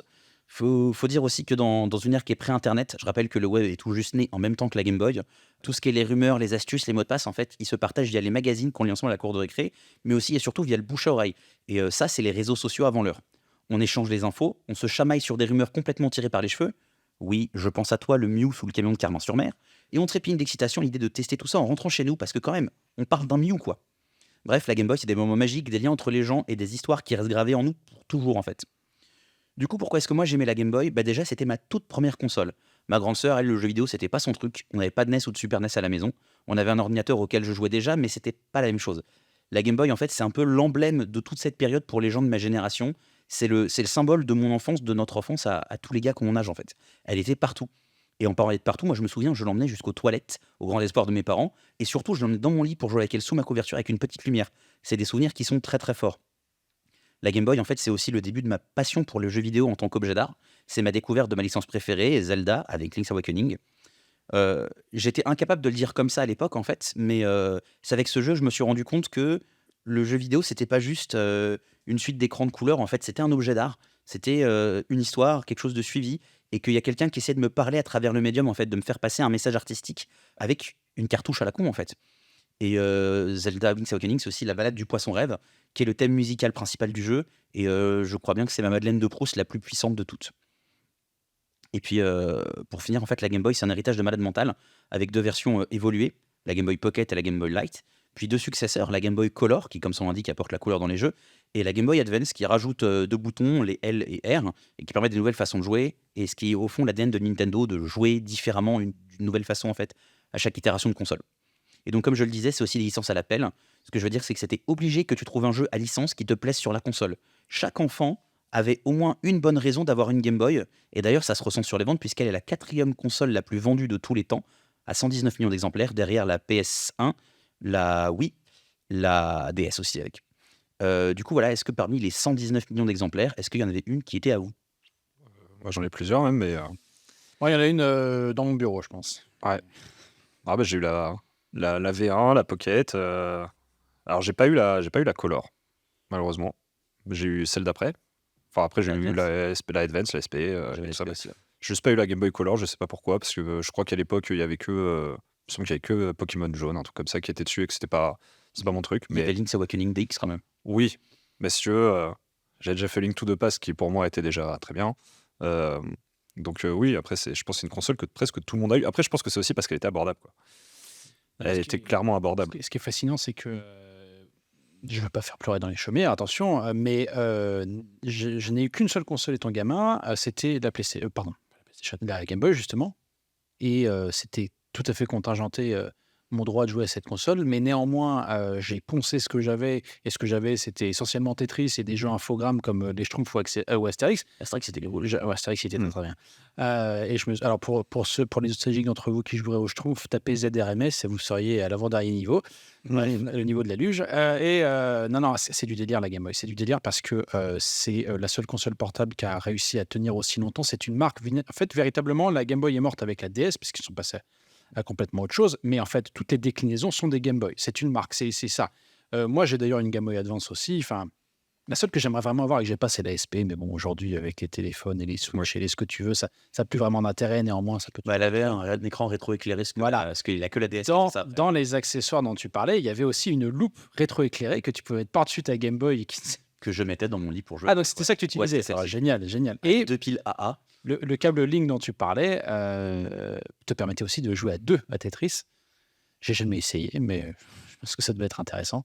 Moi, j'ai pas pu parce que j'étais pas assez bon à Tetris pour jouer contre quelqu'un. Moi, j'ai qui perdait compris, tout seul, en fait. que très tard le gameplay de Tetris. Mon frère, lui, était un cador, mais moi, pas de zob. Hein. Non, la Game Boy, c'est vraiment à tous les niveaux incroyable. Des souvenirs, des trucs. Enfin. Et ce que je trouve intéressant avec la Game Boy, c'est que fondamentalement, c'est une NES miniature. Et ça, c'est bien. C'est pour ça en fait que tous les jeux NES sortaient dessus. C'est vrai que du coup, ça c'était un gros plus pour Nintendo parce que tous leurs jeux étaient déclinés. Et surtout, enfin, ce qui était assez ouf aussi, c'était que si on parle d'audio, bah, la NES ça a de l'audio, mais la Game Boy a aussi de l'audio en 8 bits qui fonctionnait très bien. Enfin, on va redire merci à, je crois que j'ai déjà cité dans notre podcast quand j'ai Kondo qui a fait quasi tous les trucs. Et il faut voir la contrainte technique que c'était. Hein. C'est une puce. 4 canons. Il y a 4 canaux, c'est du 8 bits. Après, il y a le Wave Channel qui permettait de monter à un espèce de simulacre de 32 canaux, mais c'est du signal, quoi. C'est-à-dire que tu joues avec triangle. 3 types de signal, un triangle, un carré et un espèce de truc qui mélange les deux. Et là, le Koji Kondo, faut voir à l'époque, quand il a dû composer les trucs, je veux dire, il y a des bandes-son, Castlevania, les Schtroumpfs, elle est excellente. Il y a énormément de bandes-son où c'était un tour de force d'avoir des bandes-son aussi quali sur une console portable. Faut voir que après ça, t'as pas eu beaucoup de consoles qui étaient aussi bien. Il y en a une qui était très bien, mais qui bouffait l'équivalent du PIB du Yémen en pile, c'était la Game Gear, que j'ai eu, qui est certainement la meilleure console portable de l'époque, Elle mais était rétroéclairée, non? elle était Ah, il y avait rétroéclairée, Couleur elle avait tout, rétroéclairée. mais tu jouais sur secteur, quoi. Parce Voilà. que et la Nintendo, c'était ça qui était fou avec la Game Boy, c'est que c'était abordable, c'était bien, ça sonnait bien, les jeux ils étaient réactifs. Bon, on va enlever Tortue Ninja parce que c'était une purge et que tout le monde a failli faire une dépression sur ce jeu tellement il était dur, mais c'était incroyable. Et puis le concept de cartouche que t'emmenais partout, t'avais ton classeur de cartouches et La touche que tu aspergeais de salive en soufflant dedans alors que c'est une erreur absolue de faire ça. c'est ça. Alors Vincent, on te retrouve bien silencieux alors que je sais que Pokémon dans ta vie, ça a été quelque chose. Bah, tout à fait. En fait, moi, ce dont je me rappelle, c'est que je devenais fou en voyant les autres jouer à Pokémon. Et je me souviens de ma grand-mère dans ma petite ville de Saint-Quentin en Picardie. Lorsque j'avais 6 ans, j'avais vu les différentes pubs de la Game Boy Color, hein, une Game Boy qui était incroyable avec sa petite coque transparente. Donc, contrairement à Mehdi, j'ai pleuré pendant des jours et des jours pour avoir cette Game Boy Color. Et je me souviendrai tous les jours, je suis né le 30 juin, de ce 30 juin 1999, où ma grand-mère me tend tout simplement un Pascal, un billet de 500 francs. J'avais 6 ans et qui m'a vraiment énormément marqué. Ça m'a tellement fait pleurer. D'y penser, j'ai envie d'en pleurer de ce billet parce que c'était absolument incroyable. C'est énormément d'argent pour un gamin. Et avec ça, je suis allé moi-même au supermarché aller chercher ma Game Boy. Et je me souviendrai toujours, je crois que j'ai eu avec Pokémon Bleu. Et la Pokémania m'a frappé de plein fouet. Je me souviens, mes meilleurs moments de jeux vidéo, c'était probablement sur Pokémon Bleu. Je me souviens aussi, après avoir fait l'acquisition de Pokémon Crystal, c'est celle avec le Pokémon Suicune Premier où tu pouvais jouer une fille. Exactement. Et je me souviens avoir eu des peurs sur ce jeu. J'étais vraiment complètement dedans à l'époque, etc. Je me souviens des anecdotes avec le câble Link où j'essayais de le débrancher pour essayer de cloner mes Pokémon. Ah oui, on a tous fait ça aussi. Et voilà, c'est vraiment quelque chose d'incroyable. Et du coup, Tetris était vendu avec les Game Boy. À l'époque, ouais, après, ils ont fini par faire des packs Game Boy sans Tetris. Mais il me semble que ouais, quand la Game Boy est sortie, le pack avec Tetris devait coûter genre 549 francs, un truc dans le genre. Moi, franchement, Tetris, pour moi, c'est le jeu ultime, quoi. Tu comprends comment ça marche. En 2 secondes, le ticket d'entrée est immédiat. Et tu peux passer ta vie à te perfectionner au jeu. Pour moi, c'est vraiment le jeu parfait, quoi. C'est marrant que tu parles de ta grand-mère parce que c'est pas moi qui ai eu les Game Boy, c'est mes frères d'abord, et c'était ma grand-mère aussi qui leur a acheté les Game Boy. Comme quoi, visiblement, Ouais. les grand-mères étaient visionnaires à l'époque. Ouais, il y a ça. un truc de grand-mère. ouais. Et généreuse. Tout à fait. Je suis pas sûr qu'elle chauffe des PS5 maintenant. Finalement. Ouais, c'est quoi Euh, C'est toujours 500, mais en euros. Voilà, c'est ça. Bon, ça reste un chiffre. Hein. Tout à l'heure, je parlais des musiques. Justement, une des BO les meilleures, je pense, de tout ce qui est Game Boy, parce qu'elle a été reconnue pour ça. C'est notamment la BO du jeu Batman. Et je crois que Monsieur Simon voulait nous parler de ça. Effectivement. Le carton de l'année 89, c'est le Batman de Tim Burton. Alors, oui, les mauvaises langues diraient que c'est uniquement dû à un matraquage commercial qui a très bien marché, mais je pense que c'est non seulement faux, mais également très réducteur. La vérité est bien plus complexe. Et aujourd'hui, ça nous paraît évident de dire que le succès était mérité. On va revenir quelques années en arrière, très en arrière, 50 ans avant, et on va se demander, mais qu'est-ce que Batman ? Batman, c'est un super-héros qui a été créé en 1939 par Bob Kane et Bill Finger, qui apparaît dans le numéro 27 de Detective Comics. C'est un héros solitaire, chevalier de la nuit, qui combat le crime dans Gotham City, une ville sombre et dangereuse. Et très vite, le personnage devient très populaire. Il obtient sa propre série, son propre magazine qui s'appelle Batman. Et déjà dans les années 40, on va avoir une adaptation cinématographique en serial. Mais en fait, on est davantage sur une adaptation de propagande de guerre qui fait des Japonais les méchants. En fait, ce qui fait date avant le film de 89, c'est l'adaptation en série télé et un film lié à cette série télé dans les années 60. Et là, il y a un gros tournant et le personnage de Batman, et ainsi que tous les personnages de Batman, en fait, deviennent camp. Alors, qu'est-ce que c'est que l'esthétique camp ? C'est grosso modo une esthétique grandiloquente, grotesque et de mauvais goût, mais qui est complètement revendiquée et qui est assez pure, qui est simple, pop et divertissante. Mais en fait, c'est un véritable virage par rapport à la nature même du personnage de Batman. Et en fait, ça en devient comique parce que on voit juste des gens costumés qui se courent après. Donc, on a l'impression d'être au carnaval. Mais dans l'esprit collectif, dans les années 70-80, c'est ça, Batman. Mais il y a plusieurs facteurs qui vont le faire revenir sur les rails, si on veut. Il y a d'un côté un type qui crée à l'Université de Columbia un cours sur les comics, qui achète les droits d'adaptation de Batman et qui se dit « Mon objectif dans la vie, c'est de faire une adaptation fidèle à la version d'origine, donc beaucoup plus sombre. » On a en 86 Frank Miller qui sort de Dark Knight Returns, qui lui, effectivement, revient sur l'origine du personnage, quelque chose de plus sombre. Et il y a par ailleurs tous les films Superman à partir des années 70 qui sont des succès dans l'ensemble. Alors, Superman 4 dans les années 80 est pas un succès, mais Superman 1 et 2 le sont au moins. Et ça incite Warner à envisager l'adaptation de Batman. Et au milieu de tout ça, vous avez Tim Burton, qui, après, je vous passe les détails, mais se retrouve avec la charge, finalement, d'adapter tout ça, et en fait, avec une autre charge sous-jacente qui est celle de créer le film de super-héros. Et en fait, c'est ça qui fonctionne. Alors, Tim Burton, il n'est pas forcément fan de comics ou du personnage de Batman, mais il arrive à trouver un lien avec lui et une connexion émotionnelle. C'est finalement la solitude du personnage, sa face cachée. Et si on regarde la galerie des méchants dans Batman, le personnage du Joker, qui est l'antagoniste du film, en fait, c'est un fric dans le fond. Et un fric, c'est dans le bestiaire de Tim Burton. Alors, je vais parler du Joker rapidement. Dans le film, donc, on a le méchant, le Joker, qui est joué par Jack Nicholson. Et il y en a qui disent que Jack Nicholson a fait le film que pour l'argent. Il y en a qui disent qu'il surjoue, mais en fait, pour moi, c'est ça le Joker.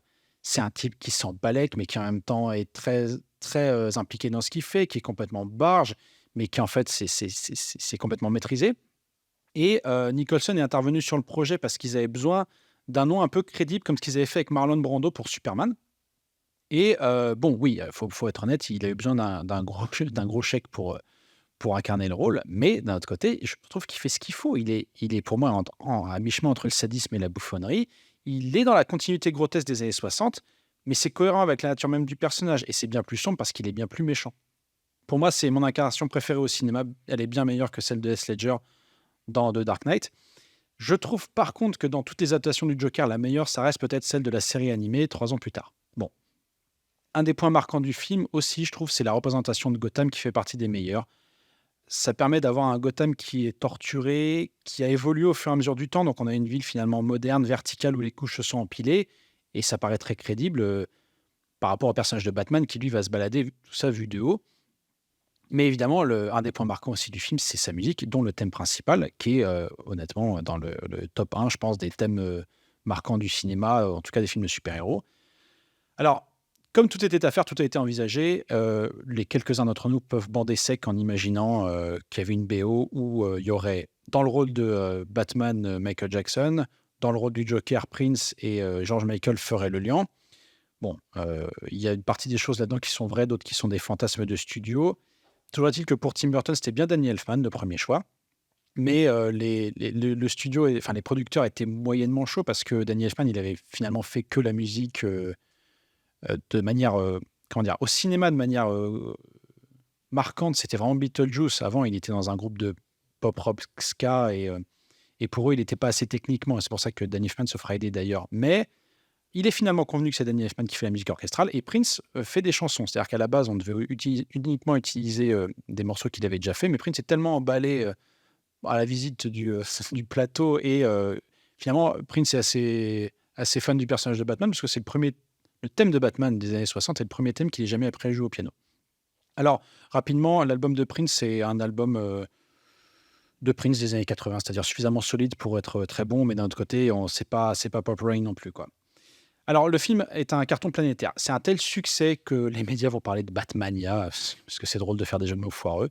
Et un tel succès va inciter les studios à envisager une suite. Alors, Tim Burton est moyen chaud, mais on le convainc en lui disant qu'il a la liberté créative de faire ce qu'il veut. Et donc, il va faire Batman de défi, qui va un peu se planter.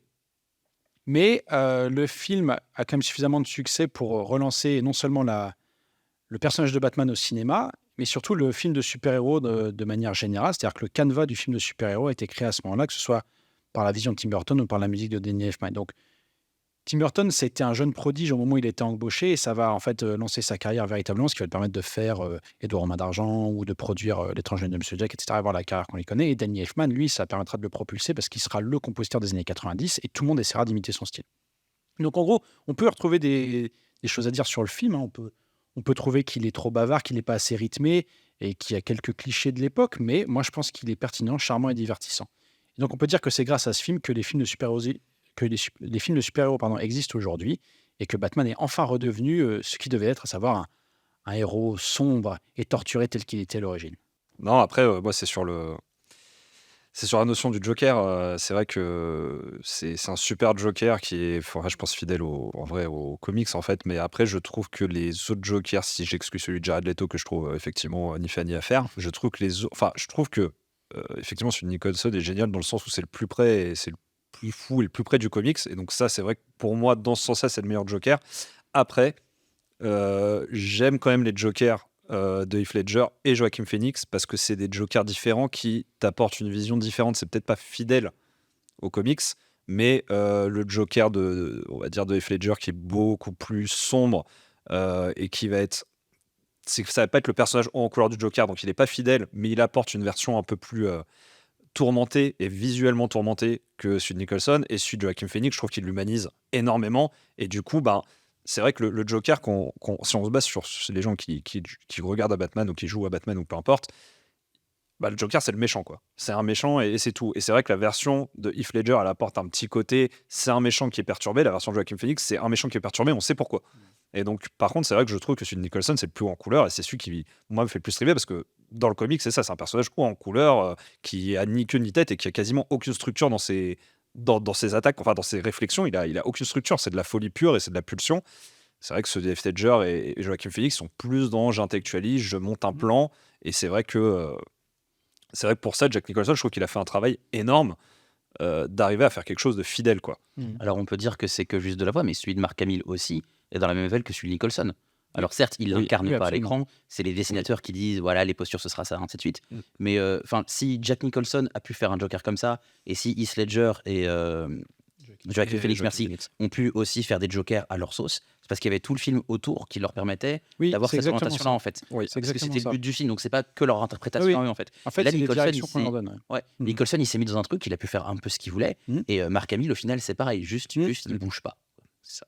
Voilà. Mais en fait, c'est très cohérent sur le film Joker donc de 2019 et sur le Dark Knight de 2008. C'est cohérent avec la vision sous-jacente qui est en fait une vision qui ne me convient pas. C'est-à-dire que le Batman réaliste de Christopher Nolan à partir de 2008, parce que sur Batman Begins, c'est très différent. Il réagit, Oui. il est beaucoup plus à l'ordre du studio et beaucoup moins personnel.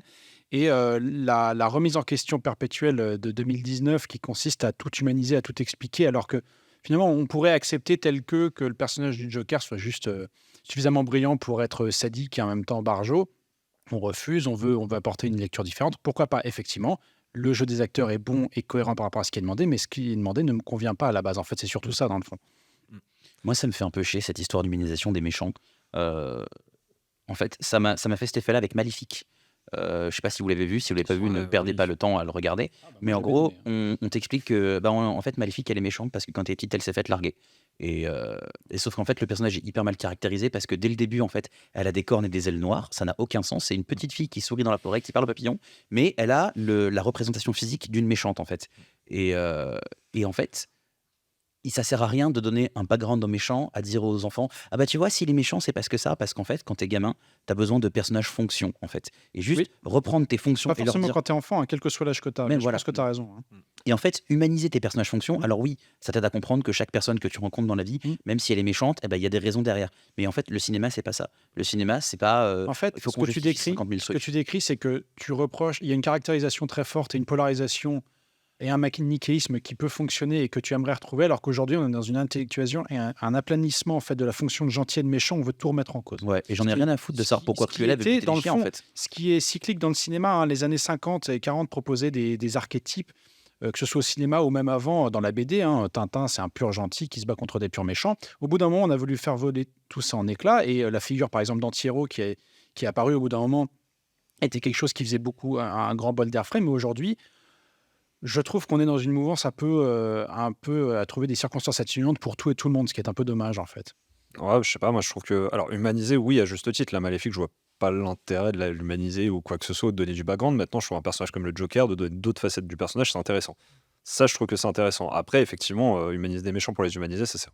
Moi, je trouve que ça sert à rien, quoi. Mais c'est parce Au que bout d'un moment, il y a un méchant, il y a un méchant. Alors, je préfère qu'il soit stylé. Voilà, typiquement, genre dans le Batman suivant, on a Bane. Bane, il y a très peu de backstory, voilà, et c'est très bien. Bane, c'est un grand méchant avec un masque qui est vénère. Alors oui, on a un peu de backstory pour dire pourquoi il a son masque, mais en fait, ce qui nous intéresse, c'est qu'il est stylé, quoi. Après, c'est un méchant stylé. Là, dans le cas du Joker, je trouve que c'est bien qu'il y ait un peu de backstory, mais dans 90% des cas, je trouve que le méchant, t'as pas besoin de l'humaniser. C'est un méchant, et pourquoi il est méchant, bah, c'est pas tant notre problème, quoi. Mais c'est parce que le Joker, il est construit sur sa psychologie, en fait. Le gimmick du Joker, c'est de dire ce mec est fou, ce mec a un problème dans son esprit, en fait. Mm. Donc il y a un sens à le justifier, en fait. Et te dire que Maléfique, en fait, elle est vénère parce qu'elle s'est faite larguer par le prince. Je trouve qu'ils ont loupé un élément de caractérisation quand elle débarque au baptême d'Aurore et qu'il lui dit mais qui êtes-vous, et qu'elle fait je suis Maléfique. Mm. T'aurais pu changer de prénom, avoir un autre prénom avant et dire je suis oh putain, je suis Maléfique. Ouais. Et voilà. Oui, c'est Là, sûr. mais Mais bon, tous les personnages et surtout les Batman, la majorité des méchants de Batman, bon, typiquement l'épouvantail, même si je trouve que Cillian Murphy fait un taf super sur l'épouvantail, je m'en fous de sa backstory, quoi. Au bout d'un moment, c'est un méchant et je veux juste que ce soit un méchant stylé, quoi. ouais, Parce mais que- tu vois, sur les origin story, la série animée est plus intéressante et Ah bah, peut-être clairement. plus fine dans ce qu'elle propose. Vincent, un truc à dire rapido sur Batman ou pas? Non, pas trop. Je sais que Michael Keaton Tu veux dire Julien Lepers? Jouer, Oh oui, oui, oui. jouer Batman et j'ai pas compris pourquoi il a repris le rôle récemment. Je crois qu'il y a un film qui est Ah sorti il oui, y a parce un que mois qui The s'appelle Flash, ah oui, bah, encore une dérive du monde moderne, mais on essaie de faire coexister tout ce Les qui existait multivers. jusqu'à présent. Et par conséquent, The Flash va se balader dans toutes les incarnations de Batman, et notamment celle de Michael Keaton, qui est la plus marquante dans les années 80-90. En fait. Mais j'ai jamais été trop attiré par les super-héros en général. DC Comics, Marvel, je connais pas trop ce qui se passe et j'ai jamais vraiment lu de comics. Je ne sais pas trop la différence entre un comics et une BD et quand est-ce que ça date Batman. Eh ben, c'est très simple. Mehdi va t'expliquer la différence entre un graphic novel et une BD, et surtout un bon méchant et un bon gentil. Exactement. Belle transition, du coup, comme l'a dit Simon, et puis en plus on parlait du concept de anti-héros et des méchants et des gentils, et moi pour l'œuvre que j'ai choisie, ça va être exactement le thème du sujet, donc je vais vous parler de la BT V for Vendetta. C'est petit titre que j'ai surnommé Quand la Révolution a du style. Donc V for Vendetta, qu'est-ce que c'est? Donc déjà on va dire V for Vendetta, après je vous explique pourquoi. V for Vendetta, donc déjà qu'est-ce que c'est? De base c'est une bande dessinée qui est sortie en 88 aux États-Unis et qui est sortie en 89 chez nous en France. C'est une bande dessinée donc qui a été créée par Alan Moore qui s'occupe de l'écriture et David Lloyd qui sera donc à l'illustration. C'est une œuvre qui a vraiment genre connu 3 vies. Il y a d'abord eu la série, en fait c'est d'abord sorti dans une série en version magazine, donc dans le magazine britannique Warrior, puis c'est devenu un roman graphique dans un deuxième temps, et enfin c'est devenu un film en 2006. Qui est pour moi en fait la forme que tout le monde connaît, puisque la majorité ont plutôt vu le film que lu les comics. Là, dans notre composition, dans notre duo, David Lloyd est surtout connu pour l'illustration des Forts Vendetta, mais Alan Moore, lui, il a fait énormément de trucs en fait. Alan Moore, c'est pour lui qu'on doit la Ligue des Gentlemen Extraordinaires, donc en 2000, donc quelques années, 10 ans après, et Watchmen, qu'on a eu juste avant en fait, en 86-87.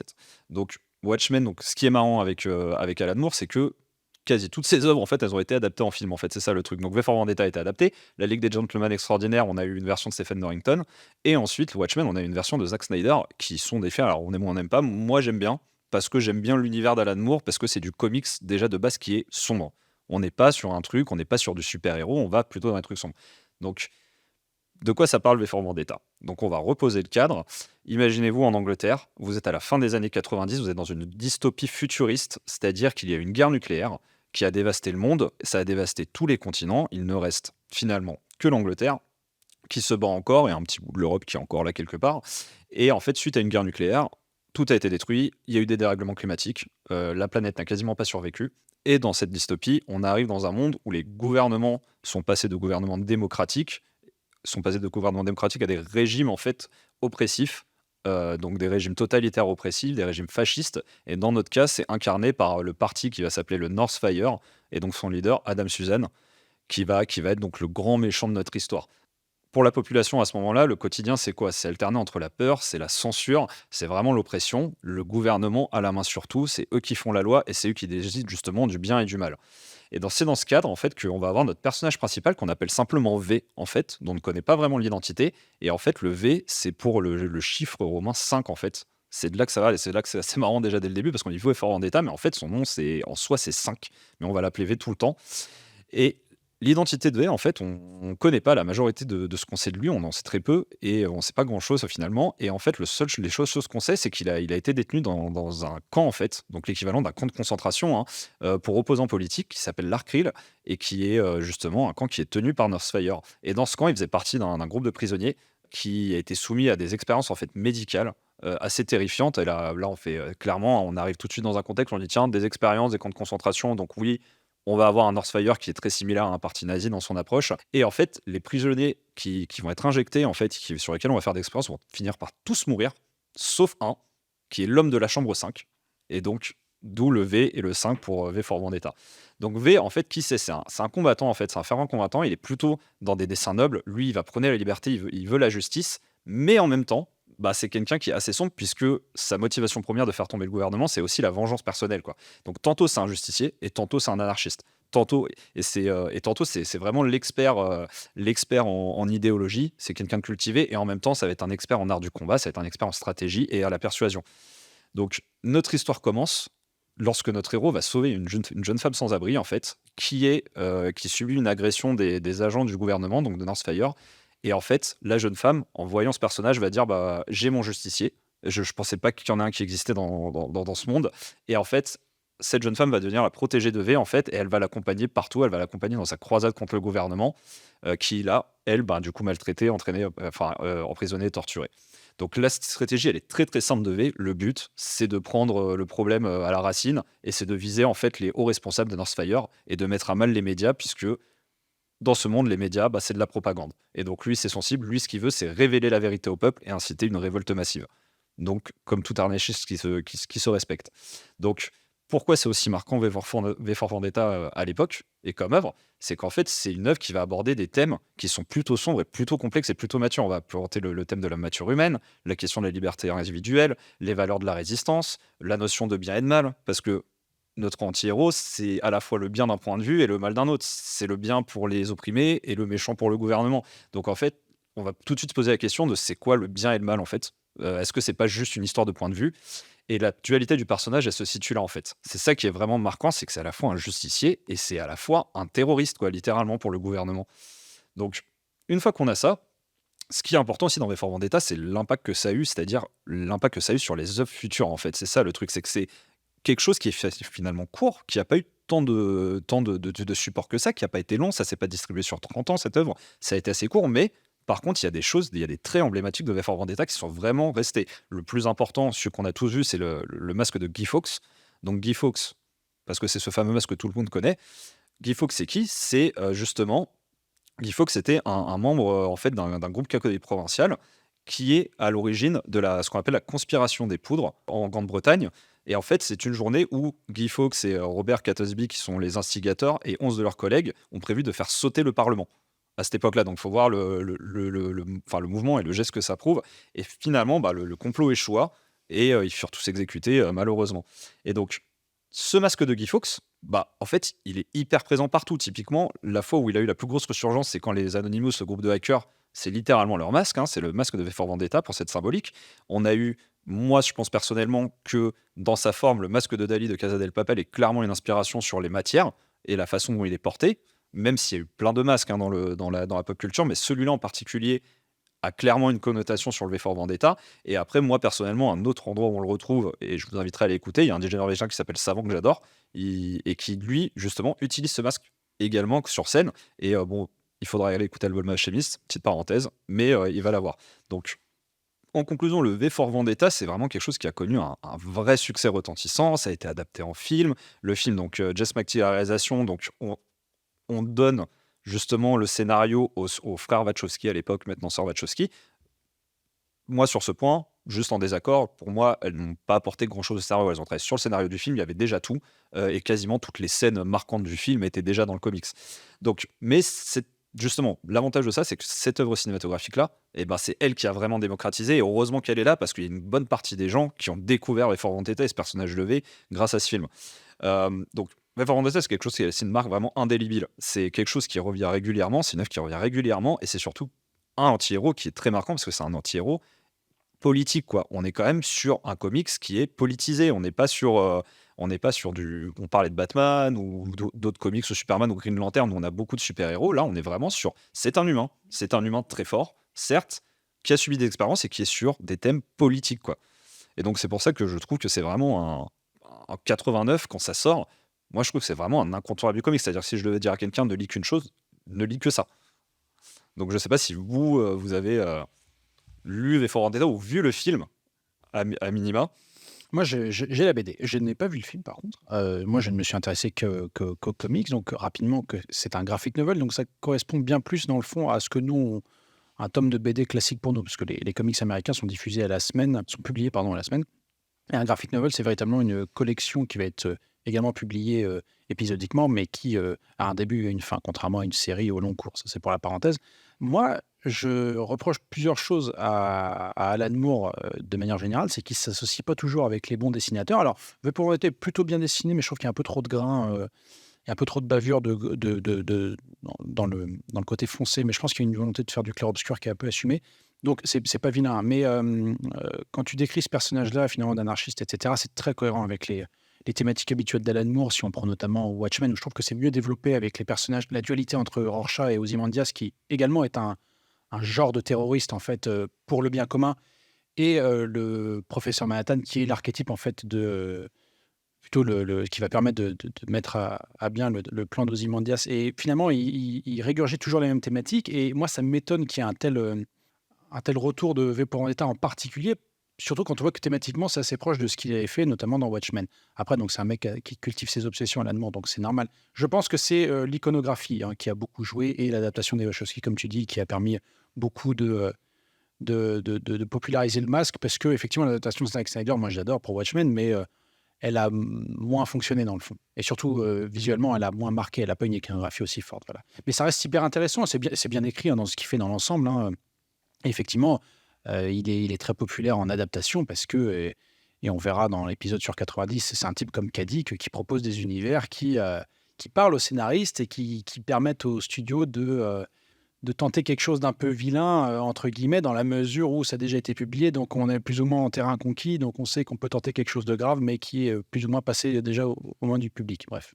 Tu parlais de la force de l'iconographie, Simon, et c'est vrai, pour reprendre ce que tu disais, Mehdi, sur les Anonymous, il faut savoir que les Anonymous, en fait, c'est un collectif complètement impersonnel. C'est-à-dire que n'importe qui, nous quatre, ta grand-mère, ta petite sœur, peut se prétendre Anonymous, en fait. Il suffit juste de dire c'est pas bien. Et il n'y a pas besoin d'avoir des compétences en hacking parce que c'est pour ça qu'on les connaît. Et en fait, très souvent, le groupe se divise sur les actions qui sont menées par le groupe à travers le monde parce qu'ils disent ça c'est pas bien, ça c'est pas bien, faut faire ci, faut faire ça. Et le seul truc sur lequel ils sont tombés d'accord, tous, c'est de garder ce masque, en fait. Et c'est suffisamment fort pour que ça réussisse à faire dire oui à je sais pas combien de milliers de gens au travers de la planète, dire oui, ça c'est bon, on le prend. Et alors du coup, moi j'ai juste vu V pour Vendetta, j'ai pas lu le comics, mais par contre j'ai l'impression d'avoir lu le livre. Parce qu'en fait, un de mes romans préférés, 1984, se passe dans les années 80, comme V pour Vendetta, se passe dans un Londres totalitaire, comme V pour Vendetta, et au final, il y a que le nom du parti et le nom des pays qui restent qui est différent, et tu te rends compte que les deux, en fait, sont presque des histoires compatibles entre elles, qui peuvent se chevaucher. Et du coup, moi, c'est un truc que je kiffe vraiment dans... Alors, c'était pas du tout voulu à la base, mais c'est parfaitement compatible avec 84, en fait, du coup. Après, moi, je trouve que c'est des thématiques aujourd'hui qu'on a beaucoup vu et entendu, et je pense pas que si V pour Vendetta sortir aujourd'hui, ça aurait une telle force, on trouverait ça presque un peu cliché et facile. Je pense que ça avait de la pertinence à l'époque et qu'aujourd'hui, on aurait tendance à aller un peu plus loin, à pondérer, et à pas faire des méchants aussi méchants. On parlait de manichéisme. Je pense qu'aujourd'hui, ça aurait du mal à sortir quelque chose comme ça. Ça n'a pas le même impact. Et puis après, faut voir, voilà, ça sort en 88-89. Je veux dire, on est l'année d'après, il y a le mur de Berlin qui tombe, quoi. Enfin, donc, effectivement, à l'époque, ça signifie pas. Après, je trouve qu'il y a quand même des thèmes qui restent d'actualité. Le climat, ça reste d'actualité. L'oppression, justement, la version là, bon, on est à l'extrême, mais sur les médias, justement, qui sont des médias de propagande, je pense qu'actuellement, certains médias, on est prêt pour dire qu'effectivement, ils déversent peut-être beaucoup C'est le cas, d'informations. c'est le cas dans Et plusieurs pays du monde. c'est ça. Je veux dire, le simple Mm. fait que les groupes médias soient aux mains de milliardaires qui ont leurs propres opinions, et ça fait des médias juste un vecteur de transmission d'opinion, pardon. Oui. Alors oui, effectivement, si on devait ressortir V for Vendetta en 2023, peut-être que le thème ou enfin en tout cas la similitude avec le parti nazi serait peut-être pas le meilleur. Il faudrait peut-être avoir quelque chose de beaucoup plus fictionnel avec un autre État Ou qui de plus importe subtil. ou de plus subtil. Et effectivement, ça marcherait peut-être moins maintenant. En fait, je pense que Watchmen est plus brillant dans la mesure où il fait appel à l'iconographie du super-héros, qui est quelque chose d'assez peu crédible dans le fond, et donc on accepte de suspendre sa crédulité bien plus facilement et d'accepter cet univers alternatif où malgré tout les super-héros sont admis dans le monde, ils vivent à New York et ils sont déclarés, etc. etc. Alors que c'était crédible peut-être d'avoir un méchant alternatif dans un Londres dystopique, finalement punk. Aujourd'hui, je ne sais pas si ça passera autant, c'est tout ce que je demande en fait. Mais après, c'est vrai que comme tu disais, l'iconographie de ce qui est fou avec V for Vendetta, c'est que V, c'est un personnage qui est dans les arts martiaux. Enfin, c'est son style, quoi. C'est le personnage tout en noir, le masque, le chapeau anglais de l'époque. Enfin, de l'époque. En tout cas, de l'époque du XVIIe siècle. Absolument. Et ses couteaux, en fait, c'est ça qui le rend un peu... Vraiment, qui le rend stylé. C'est pour ça que je disais, c'est quand la Révolution a du style, c'est que on n'est pas juste sur la Révolution. Nous, les révolutionnaires qu'on a ou les terroristes qu'on a dans les œuvres modernes, on est vraiment sur le terroriste armé qui est au fond d'une cave dans on ne sait pas quel pays et qui chapeaute tout à distance. Là, V for Vendetta, il a ce côté un peu Jack the Ripper, quoi, Jack l'Éventreur, c'est-à-dire qu'il se balade dans la ville, il est là dans la ville, il se balade tel un fantôme, il tue des gens, il fait péter des trucs. Et c'est marrant que tu parles de Jack l'Éventreur parce que finalement, on fait appel à toute cette mythologie britannique finalement qu'on connaît tous et qui est assez cohérente dans le coup. Je suis assez d'accord avec toi de ce point de vue-là. Bon bah écoutez, merci Mehdi. Allez, je vous donne, comme la dernière fois, 5 secondes et vous me donnez une ultime reco pour 89. Mehdi ? Eh ben, moi, je vais vous donner, j'en ai parlé, l'album de Stone Roses qui est vraiment une grosse influence aussi. Vincent? Mehdi en a également parlé, mais l'album Bleach de Nirvana, c'est quelque chose à écouter, ne serait-ce que pour défoncer vos oreilles. Émeric? Moi, je vais tricher, je vais en donner 2. Le Cercle des Poètes Disparus et Little Nemo, Les Aventures au Pays de Slumberland. Et moi, je vais vous parler d'une chanson bizarre mais que j'aime bien, qui est Cœur de loup de Philippe Lafontaine. Voilà, merci de nous avoir écoutés et on se retrouve pour le prochain épisode qui parlera de 1990. Salut! Salut!